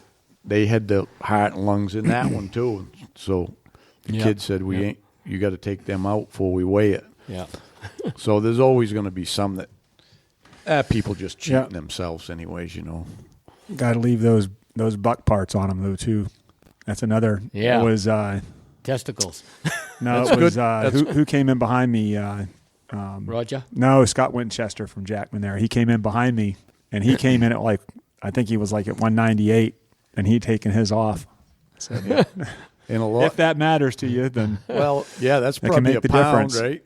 Probably. Yeah, the nut sack's probably a pound, but yeah. Well, that's it. It says internal organs is what the stipulation is, right? And I always leave mine on because I don't cut that open. I start my cut above it so I don't get dirt in there dragging them out and all that. Sometimes you're dragging them through streams. Josh there, and I'll tell that story in a minute, shot his buck and he started to field dress him. And the first thing he did, he grabbed him right by the nuts and and I go, whoa, don't cut that off. And he weighed 200 right on the mark. That's right. Oh, yeah. So he'd have been 199. Yeah, I learned that later. The buck on the cover of my first book. Yeah. That buck was 7.5 years old, and he was 200 on the money. I shot him, I think, the middle of the second week. Yeah. Because that's all he was going to weigh, just a short buck. Right. And I had taken the nutsack off of that one, and I had just made it. I cut it off, and I put it in the truck. And I tied it on Tommy Drew's door handle. I get a call that night. He goes, "That looks like a 200-pound nutsack to me." I go, "Yeah, that's just what it was." He's seen a few. Yeah. So old Tommy. Yeah. So, and then I said, "Wow, that's so." I was learning about the difference. It was a long time ago, and so yeah. And then it was kind of funny about that. The year I shot that one that was 260. The next day, there was quite a few big ones. The most real heavy You shot ones. that muzzle loaded, didn't you? No, that one I shot the first week. Okay. And he weighed 260. And that year, there was quite a few. There was, I think, 6 out of the top 10 tagged that year were within 20 miles of Jackman. Wow. And so... Was that the year Glenn Feeney shot that one that was... He shot one 240-something. Chris Krakowski shot one 268. Right. And then I come in the next day. I stopped. I was getting gas or something. And like the day after I shot mine, I looked on the board and there's one 263. That was before Chris shot his. Yeah. And I'm like, and the guy's name was Kirtland Crump. And I said, who the hell is that? Kirtland Crump. And he was from Kirtland. And he was from Connecticut. So... Famous big buck slayer. I said to Kirtland. I said to Ray, the store. I said, who is this Kirtland Crump shot that big buck? He goes, I don't know. Be staying up at your place. I go, oh yes. So I run back and it's on the pole right beside mine. Holy cow! And he had taken. And the funny part of that was it was his first year up, and his buddy had shot a spike on the day before, and they were hunting up north in the mountains. And I told him right where to go. I said, you take that road. It was an old, like a winter road. They took all the culverts. It was all ditch and went way up in the mountain. I said, you got to get high early. The first week. I said, you got to get high for those big ones. Right. And I said, walk right up to the end of that road. I said, and then just keep getting up there in that green in the mountain. So he did. He walked up there, and he said he got to the end of the road, and he was standing there looking up because the mountain's big, and he's going, wow. He said, you got to go up in there, And he's standing there looking around. He looks, and there's a buck and a doe just up in the woods there, standing there. He said, they look pretty standing up there. I watched them for a little bit, and then he said, I better shoot that buck, And he shoots it. That's how he gets it anyway. But I looked at it. The nut sack was gone, and every bit of fat inside of that thing. Trimmed it all out. He had cleaned that. I bet that had gone 275. Yeah. Anyway, you know what I mean? The way he cleaned that. Yeah, he was a giant. Yeah. Yeah. That was funny. Wow. Yeah. Yeah.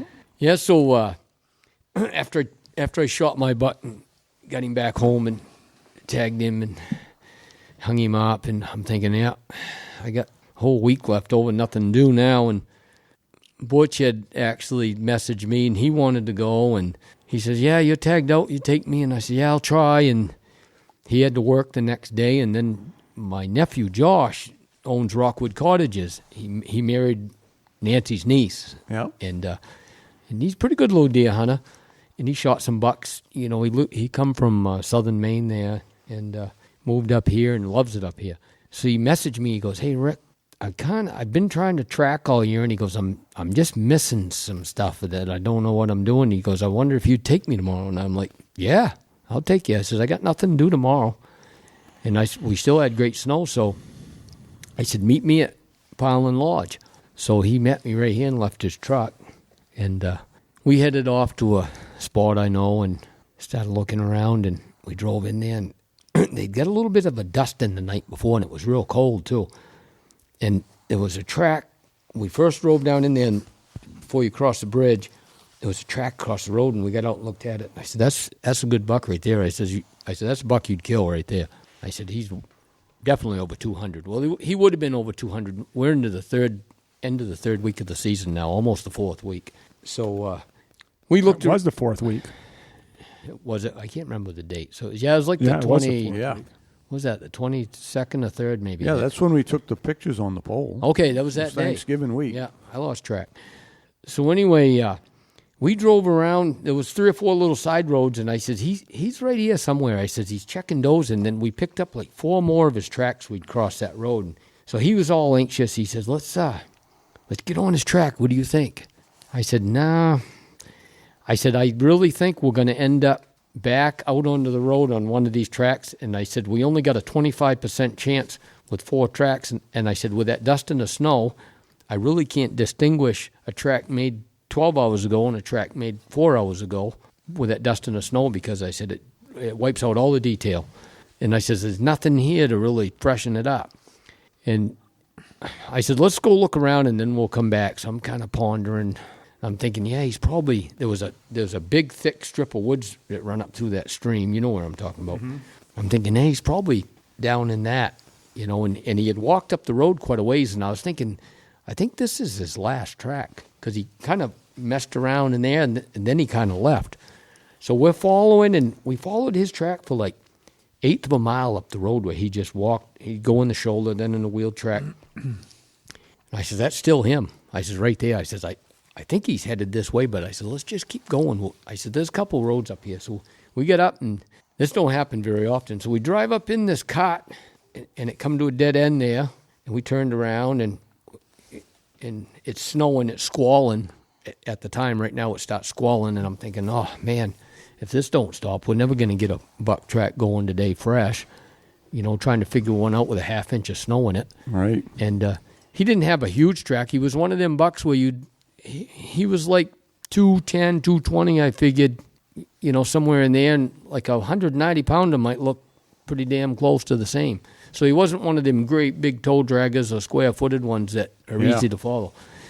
But we drive we turn around in the cut and we drive out, and I'm watching on the left side of a truck, and being a tracker, you're never looking out at a cart or anything. You're always looking at the ground constantly. My whole life, I just look for a track to follow. That's what we do. And I look out and I stop and I go, holy cow! I says, we're following. I says, we're going on him right now. He says, well, you got his track? And I said, oh yeah. I said, right here. I said, this is fresh. I said, I think he crossed here while we were turning around. So I looked out. I said, get out and get your gun ready. And I mean, it was that fresh with it snowing. So I just kind of started scanning that cut, and it kind of rolled down in and back uphill. And I said, he's up in them first. I know he is. So we just sat there for a minute and watched and looked around. He didn't show up. I said, well, let's back up and park and get our gear on. And I said, we're going to go on him right now. I says, and I'm pretty sure it was the same buck that had messing around. We weren't even probably a quarter or a half a mile from where we'd seen his track. Oh, yeah. That's the nothing. Same one, Yeah. So we get on his track and we start following him, and we went, I don't know, quarter of a mile or so, and he never left a moose trail. You could tell he had really good horns on him because he'd go around everything, and then he went under this in this plantation where they'd gone in and limbed it, and some of the lower limbs had died and they were dead. Well, he went through, and you could tell where he ducked because they'll stretch their feet out when they go to duck under it, and he snapped a limb off and carried it in his horns about 8 feet before it fell out. And I told Josh, I said, he's got a really good set of horns. I said, he's a big deer. I said, you never see that, hardly ever. Right. And so I want to bring this up. Here's a perfect scenario. So that buck, he had crossed. By the time we went up and turned around, went back, and we were like 5 minutes before we got on his track.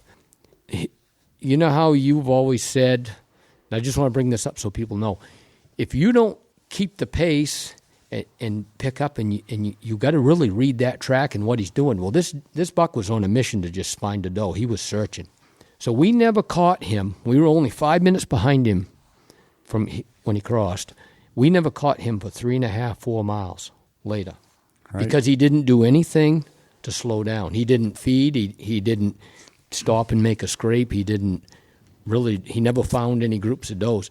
And when we finally caught up with him, we'd come down, and I was pointing out details all the time to Josh as we're tracking, what to look for. And I said, see this and see that, and I said, see how he went over here and checked this. And I'd point out little spots where I said, what they'll do is when they know you're on them, they'll circle and they'll stand in a spot like that. And I kept pointing that stuff out all day, just stuff you learn over that you and I take for granted. So we went for like 5 hours on his track. And just before that, we'd come down in and we'd crossed another buck track going to the left. And Josh says, this is him. And I said, geez, I don't think so. I says, he ain't walking the same. And I says, the buck we're on, every now and then he drags his toes. And I said, that deer ain't dragging his toes. I said, I'm pretty sure. I said, he might have made a circle, but I said, I'm pretty sure this is the buck we're still on. That's another deer.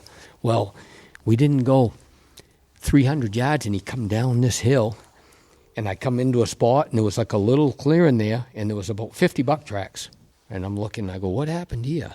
And it really didn't look like they fought, because usually when they fight, you'll see a bunch of dirt pushed up and everything. But it looked like they kind of just maybe sparred a little bit and sized each other up. Well, that buck he killed ran this other buck off, and that was the track we crossed. So we ended up, when they both left, they both ran. They both ran out of there, leaping. So I said, well, one of these tracks is his. So we took the first one, and I said, until he starts walking, you can't tell which buck you're on, because all you're seeing is a pock mark in the snow.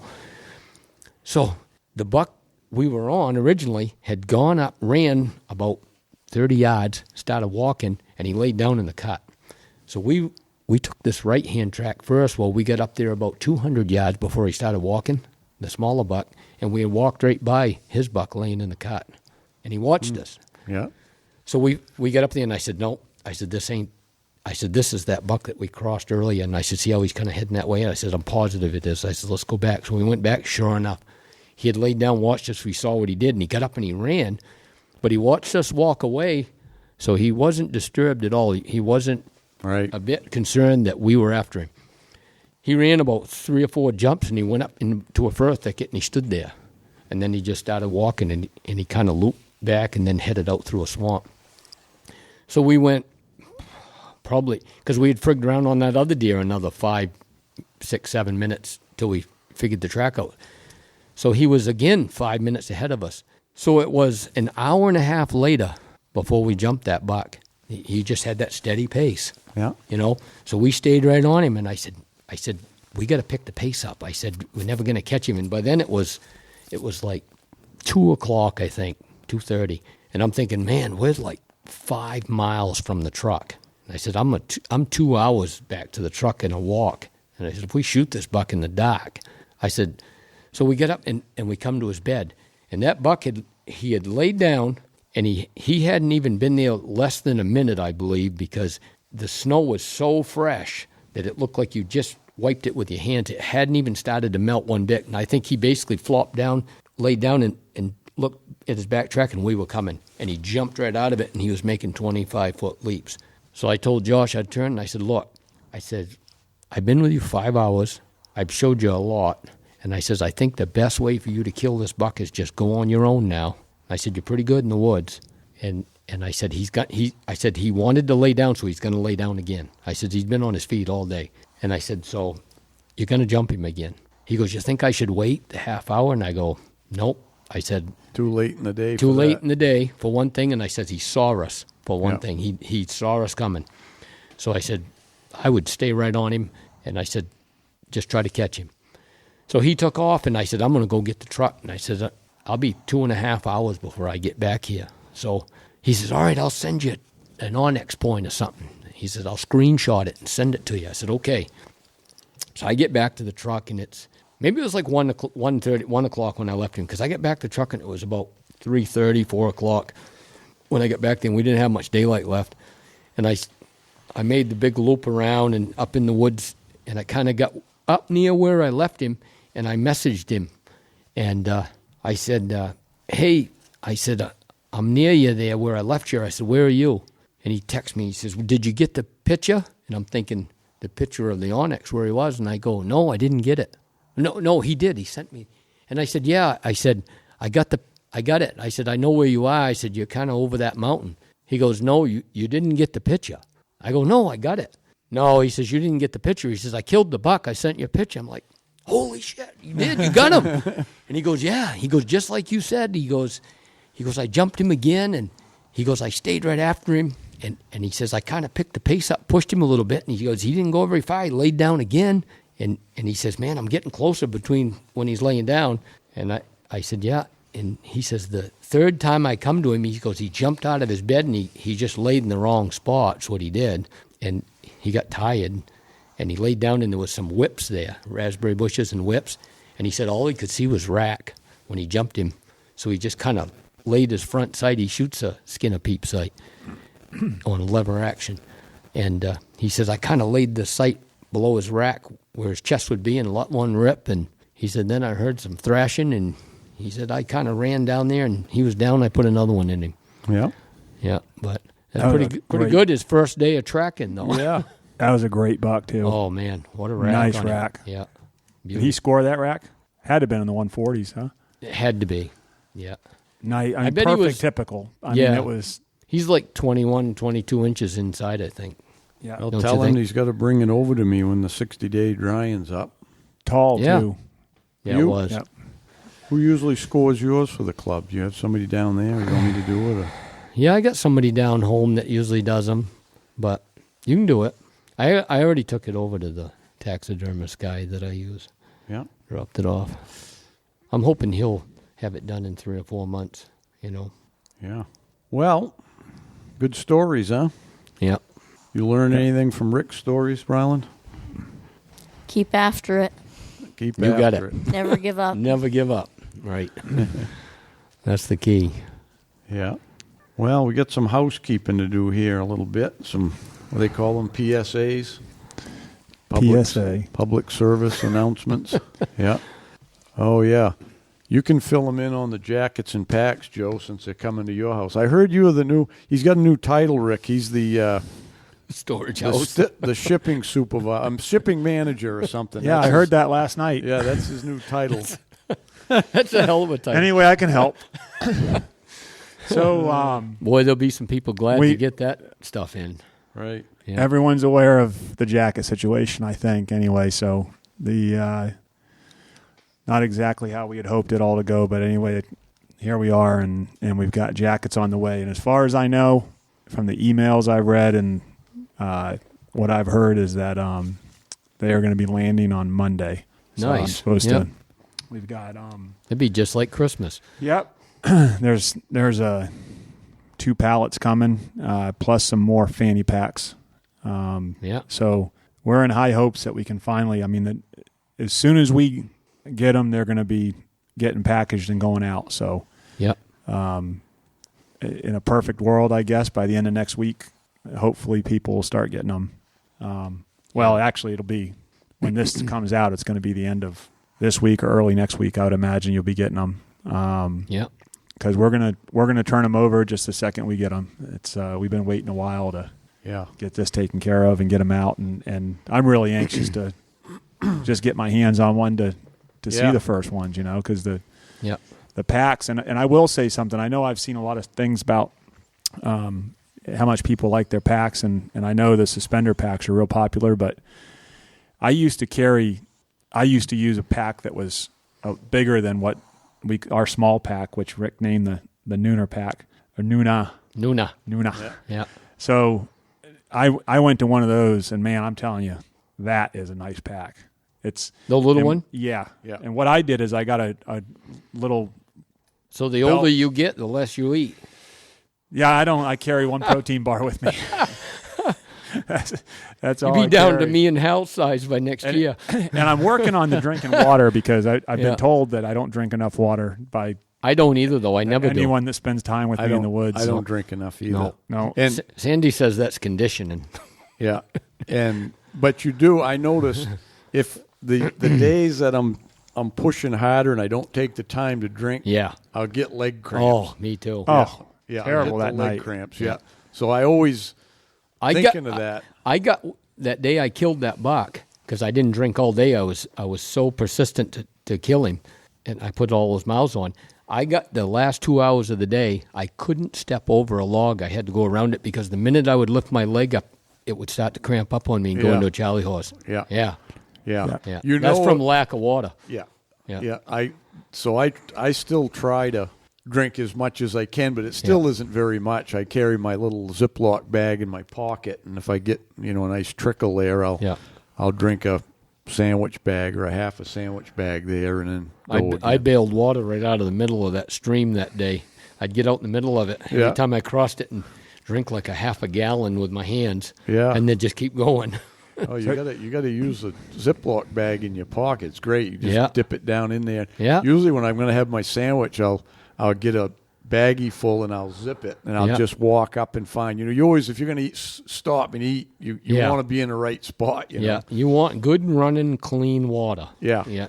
And you don't always have that depending on where you're hunting. Because I was looking pretty hard. I needed some one day. You kind of got to know where it's coming from, and you can't you can't tell the deer where to take you, so you end up and so I got this like a belt mounted. It's just a Velcro water bottle carrier that it slides right on the pack. One of those filter ones?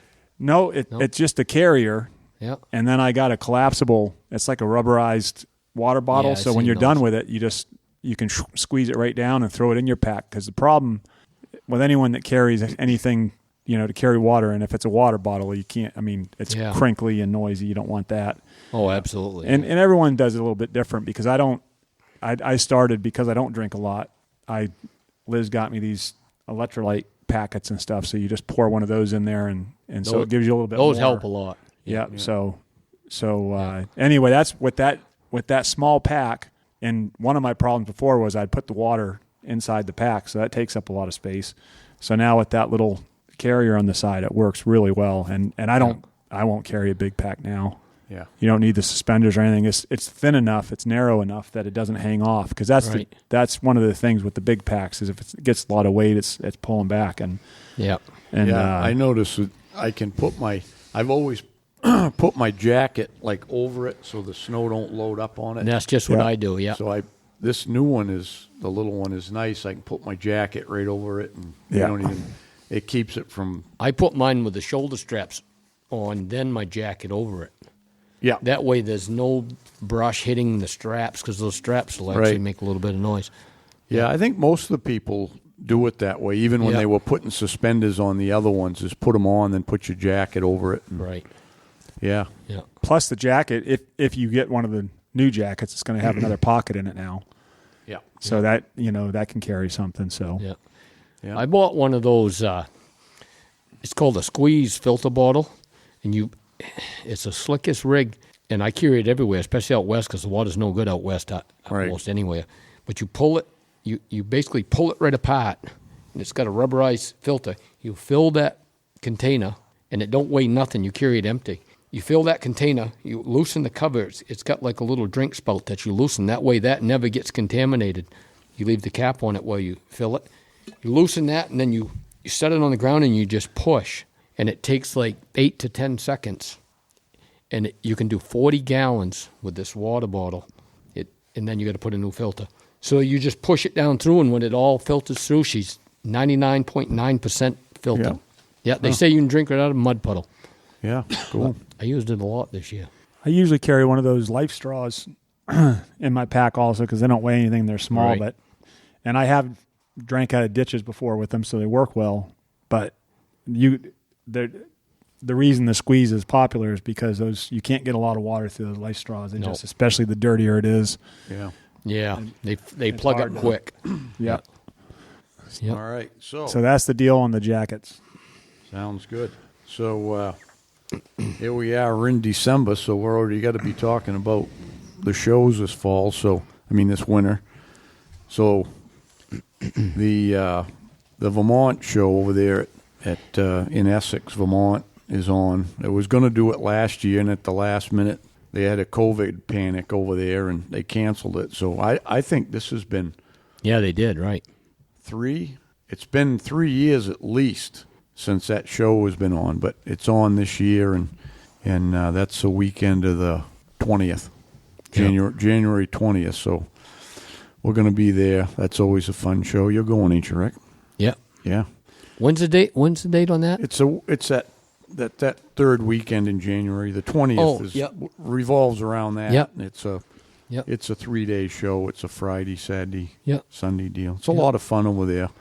The guys from the Adirondacks will come over, and Yeah, it's meet good them. Central, Yeah, the New Hampshire guys. Sounds fun. Draw's good, and yeah, yeah, it's a high percentage of yeah. deer hunters that go to the show, and we Nice. like it. We'll do a bunch of seminars for them again and stuff. And then the Joe Osgood, which runs the FBM Maine Outdoor Journal, he's got his YouTube channel and stuff and Yep. Facebook page. He's doing a Joe's a great guy. yeah, he's hunted over here Yeah. a couple of years now. He likes it. So he's putting on an event on February 25th. It's a 1 day. It's like a banquet almost. It'll be fun. Yeah. And he's doing it at the Jeff's Catering over in Brewer.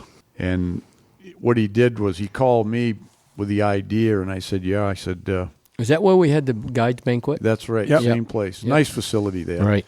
What he's going to do is he's going to have the whole place, and he's going to have big screen TVs, and he's going to air like some videos that people made from this hunting season, and they're going to be ones that haven't been on YouTube or anything. Right. And we'll be over there. I know I told him I'd go no matter what, and then whoever on the team had a good video to contribute, we'd have that. And then the mountain deer guys are coming, and he's probably got a couple more. I don't know. He told me about a half a dozen people he was looking at to do that. And there'll be a meal and all of that. So Be sounds fun. like it'll be fun, yeah. Yeah. And that's there's going to be a bunch of prizes too: films, food, deer stories, prizes, meet and greet. And so you can get the tickets in person, or you can have a ticket to like be there, or there's also going to be a ticket to live. He's going to live stream it, so you could be at home and still watch the whole thing, watch the videos and all of that. So you get a hold of Joe for that. He's got the website for it. If you go to the Maine Outdoor Journal, you can get it. I think we got a link anyways on our website, and I think he's doing 20% discount. He's got a promo code BWB. Okay, put that in. Don't forget your BWB promo code, and you'll get a 20% discount on that for all our followers. So, Yep. Nice. Yeah, that'll be a fun thing. Yep. And then again, the Sportsman show there, Augusta will be on again. So, all right. We going to do something in the spring again? Are we? Yes, we have to talk about that. We're going to get, we got to get right on it to see what we're going to do for some kind of an event and when. So anyways, guess that's about enough for one trip here. 2-hour episode. Yeah. Hope we didn't bore you all. And so anyways, thanks to the sponsors and I know I heard from John Fennelson that has the ad for the jobs out in Wyoming there. He's a few people have applied for that, Yep. which is good. Yep. And I learned a couple more things about my Onyx that I like. So that's some pretty cool things. I'm not techie, but there's always something, I actually learned I can put a picture on my, if I make a post for my signpost, find a signpost, I can take a picture of it and add it to it. Yeah, right. Yeah, stuff like that. But Yeah. I got Onyx O'Reilly on his phone now. You do, yeah. Yeah. But he's still going to be using a compass, right, Bub? Yeah. You want to learn how to use that compass, right? Yeah. Yeah. I taught the kids in school that were homeschooled when they started that compass course there one spring a couple of years ago up to Matt and Roxanne's. We did it. Yeah. Taught the kids. But I never did give a plug for minus 33 on the last one because I finally got a chance, to get a full month in with the socks. And How you like them? I like them. I got to get some of them. Yes. You know what I like about them? The sock. I like the base layer, too. I actually wore both because I got two sets of the base layers. I call them long johns, but I guess the new term is base layer. Yeah. But I got the medium weight and the lightweight. And the medium weight for me is like wintertime ones. Too heavy. But what I did was on some of them days where it was like below, it was freezing, but it wasn't cold, I just wore that medium weight top with no shirt. Oh, yeah. I just wore the top Yeah. in my jacket. That's what I wore, and that worked out pretty nicely. Yeah. Yeah. And but the socks I like because when you pull them on, when you first put them on, it's almost like a little struggle to get them on because they fit so snug, Yeah. But they stay there. They don't move. They stay there, and you can wear them. Like a lot of the socks, even after one day, like the fluff's gone out of them. Right. They're kind of matted down, but these don't seem to do that. So my combination is I still wear I tried they got the they call it the wicker sock. It's a wool, but it's a little bit it's thin, but it's almost to me like a regular casual sock weight. You know what I mean? You'd wear with your regular shoes or something. Yeah. Moose season sock. Yeah, but what I do is I still wear those nylon type wicker socks, because it just I put that on my foot and it just to me that it just feels right. I've always done it. I guess I'm a creature of habit. And then I put that wicker sock. They have the wool one I put on, and then I got those expedition weight ones there. Mine are black, and I like the high ones because I like tall ones. Yeah, they come up on my calves and stuff, and I've always liked that type of sock. But that's my combination works the best. But I can actually get 3 days out of them. Usually 2 days is enough, but I can if I need to. I can get 3 good days out of them socks, and they don't feel any different. They go on. Yeah, nice there's been snug. some good reviews on them, the guys that got them. Yeah. Yeah. No, they definitely. Yeah, definitely. Glad to have them on board and all the other sponsors. So, Yep. anyways, the other thing I who the heck? I think Chris. I was talking to Chris. I hadn't got to talk to him very much, but we've been back communicating. You know, he's been running the ship, him and Liz there since deer season, and trying to manage all the fires we've had with the struggles with the packs and jackets and all of that stuff. But he told me that back when we went to the hunt stock in August, we had 11,000 subscribers on YouTube, and now we got 57,000. Wow. I couldn't even believe it. That's like, what, 4 months difference? Wow. Yeah. So we just passed that short, the moose short that we had just passed 15 million views. No kidding. It's crazy, but we appreciate you, all of you, following us and absolutely liking what we do. Yeah. And I'd also, before we finish up, just say that last week, Chris's father passed away at 90. He was struggling with health issues for quite a while, but Chris has sacrificed a lot over the last few years to take care of him in their house, you know, and takes a special person to do that. Sure does. Yep. Frank's going to be missed. He was a great man. I've known him for 20-something years, probably 25. Well, we go back, me and Chris, back to him and his buddy Mark was my first deer hunting clients. You know, that's how far back. And Frank actually came once on a remote deer hunt up at in there. Yeah. Yeah, hit himself in the square in the forehead with an axe trying to split wood. But jeez. So anyways, so he was a good man, and Chris was a good man for taking care of him, and he's at peace now. And you just never know, but everybody's going to go sometime, you know. Right. And I think the older we get, the more we kind of have to prepare yourself. Yeah, you have to grasp that reality that you ain't going to be around forever. And one of my realities this year was I ain't as bulletproof as I thought I was. I always thought I was bulletproof. I could do the same thing when I was 40 as I can do now, but I got to admit I can't keep the same pace. I'm gonna, and that all kind of tied in with my decision not to guide deer hunters, and just I won't have to go 30 days, 5 weeks straight ahead. I can. Wears on you. Yeah, I can. Now, just to clarify, because I have had a couple ask me that you still plan on running outfitters. You're just not personally guiding yourself. Because some people get that. A lot of people, and some people ask me about if I was doing the deer clinics, and I'm like, yes, it's just me. I was guiding, when I started this, I was guiding 2 weeks a year, and that was enough. And I just decided to spend more time with Ryland and you gotta having time for myself. But the outfitters is getting more popular, and we got the next generation of guides here, and everything's going good there, and nothing will change. I'm still going to do my deer clinics, and I'm actually, if anybody's interested, I'm booking those now again.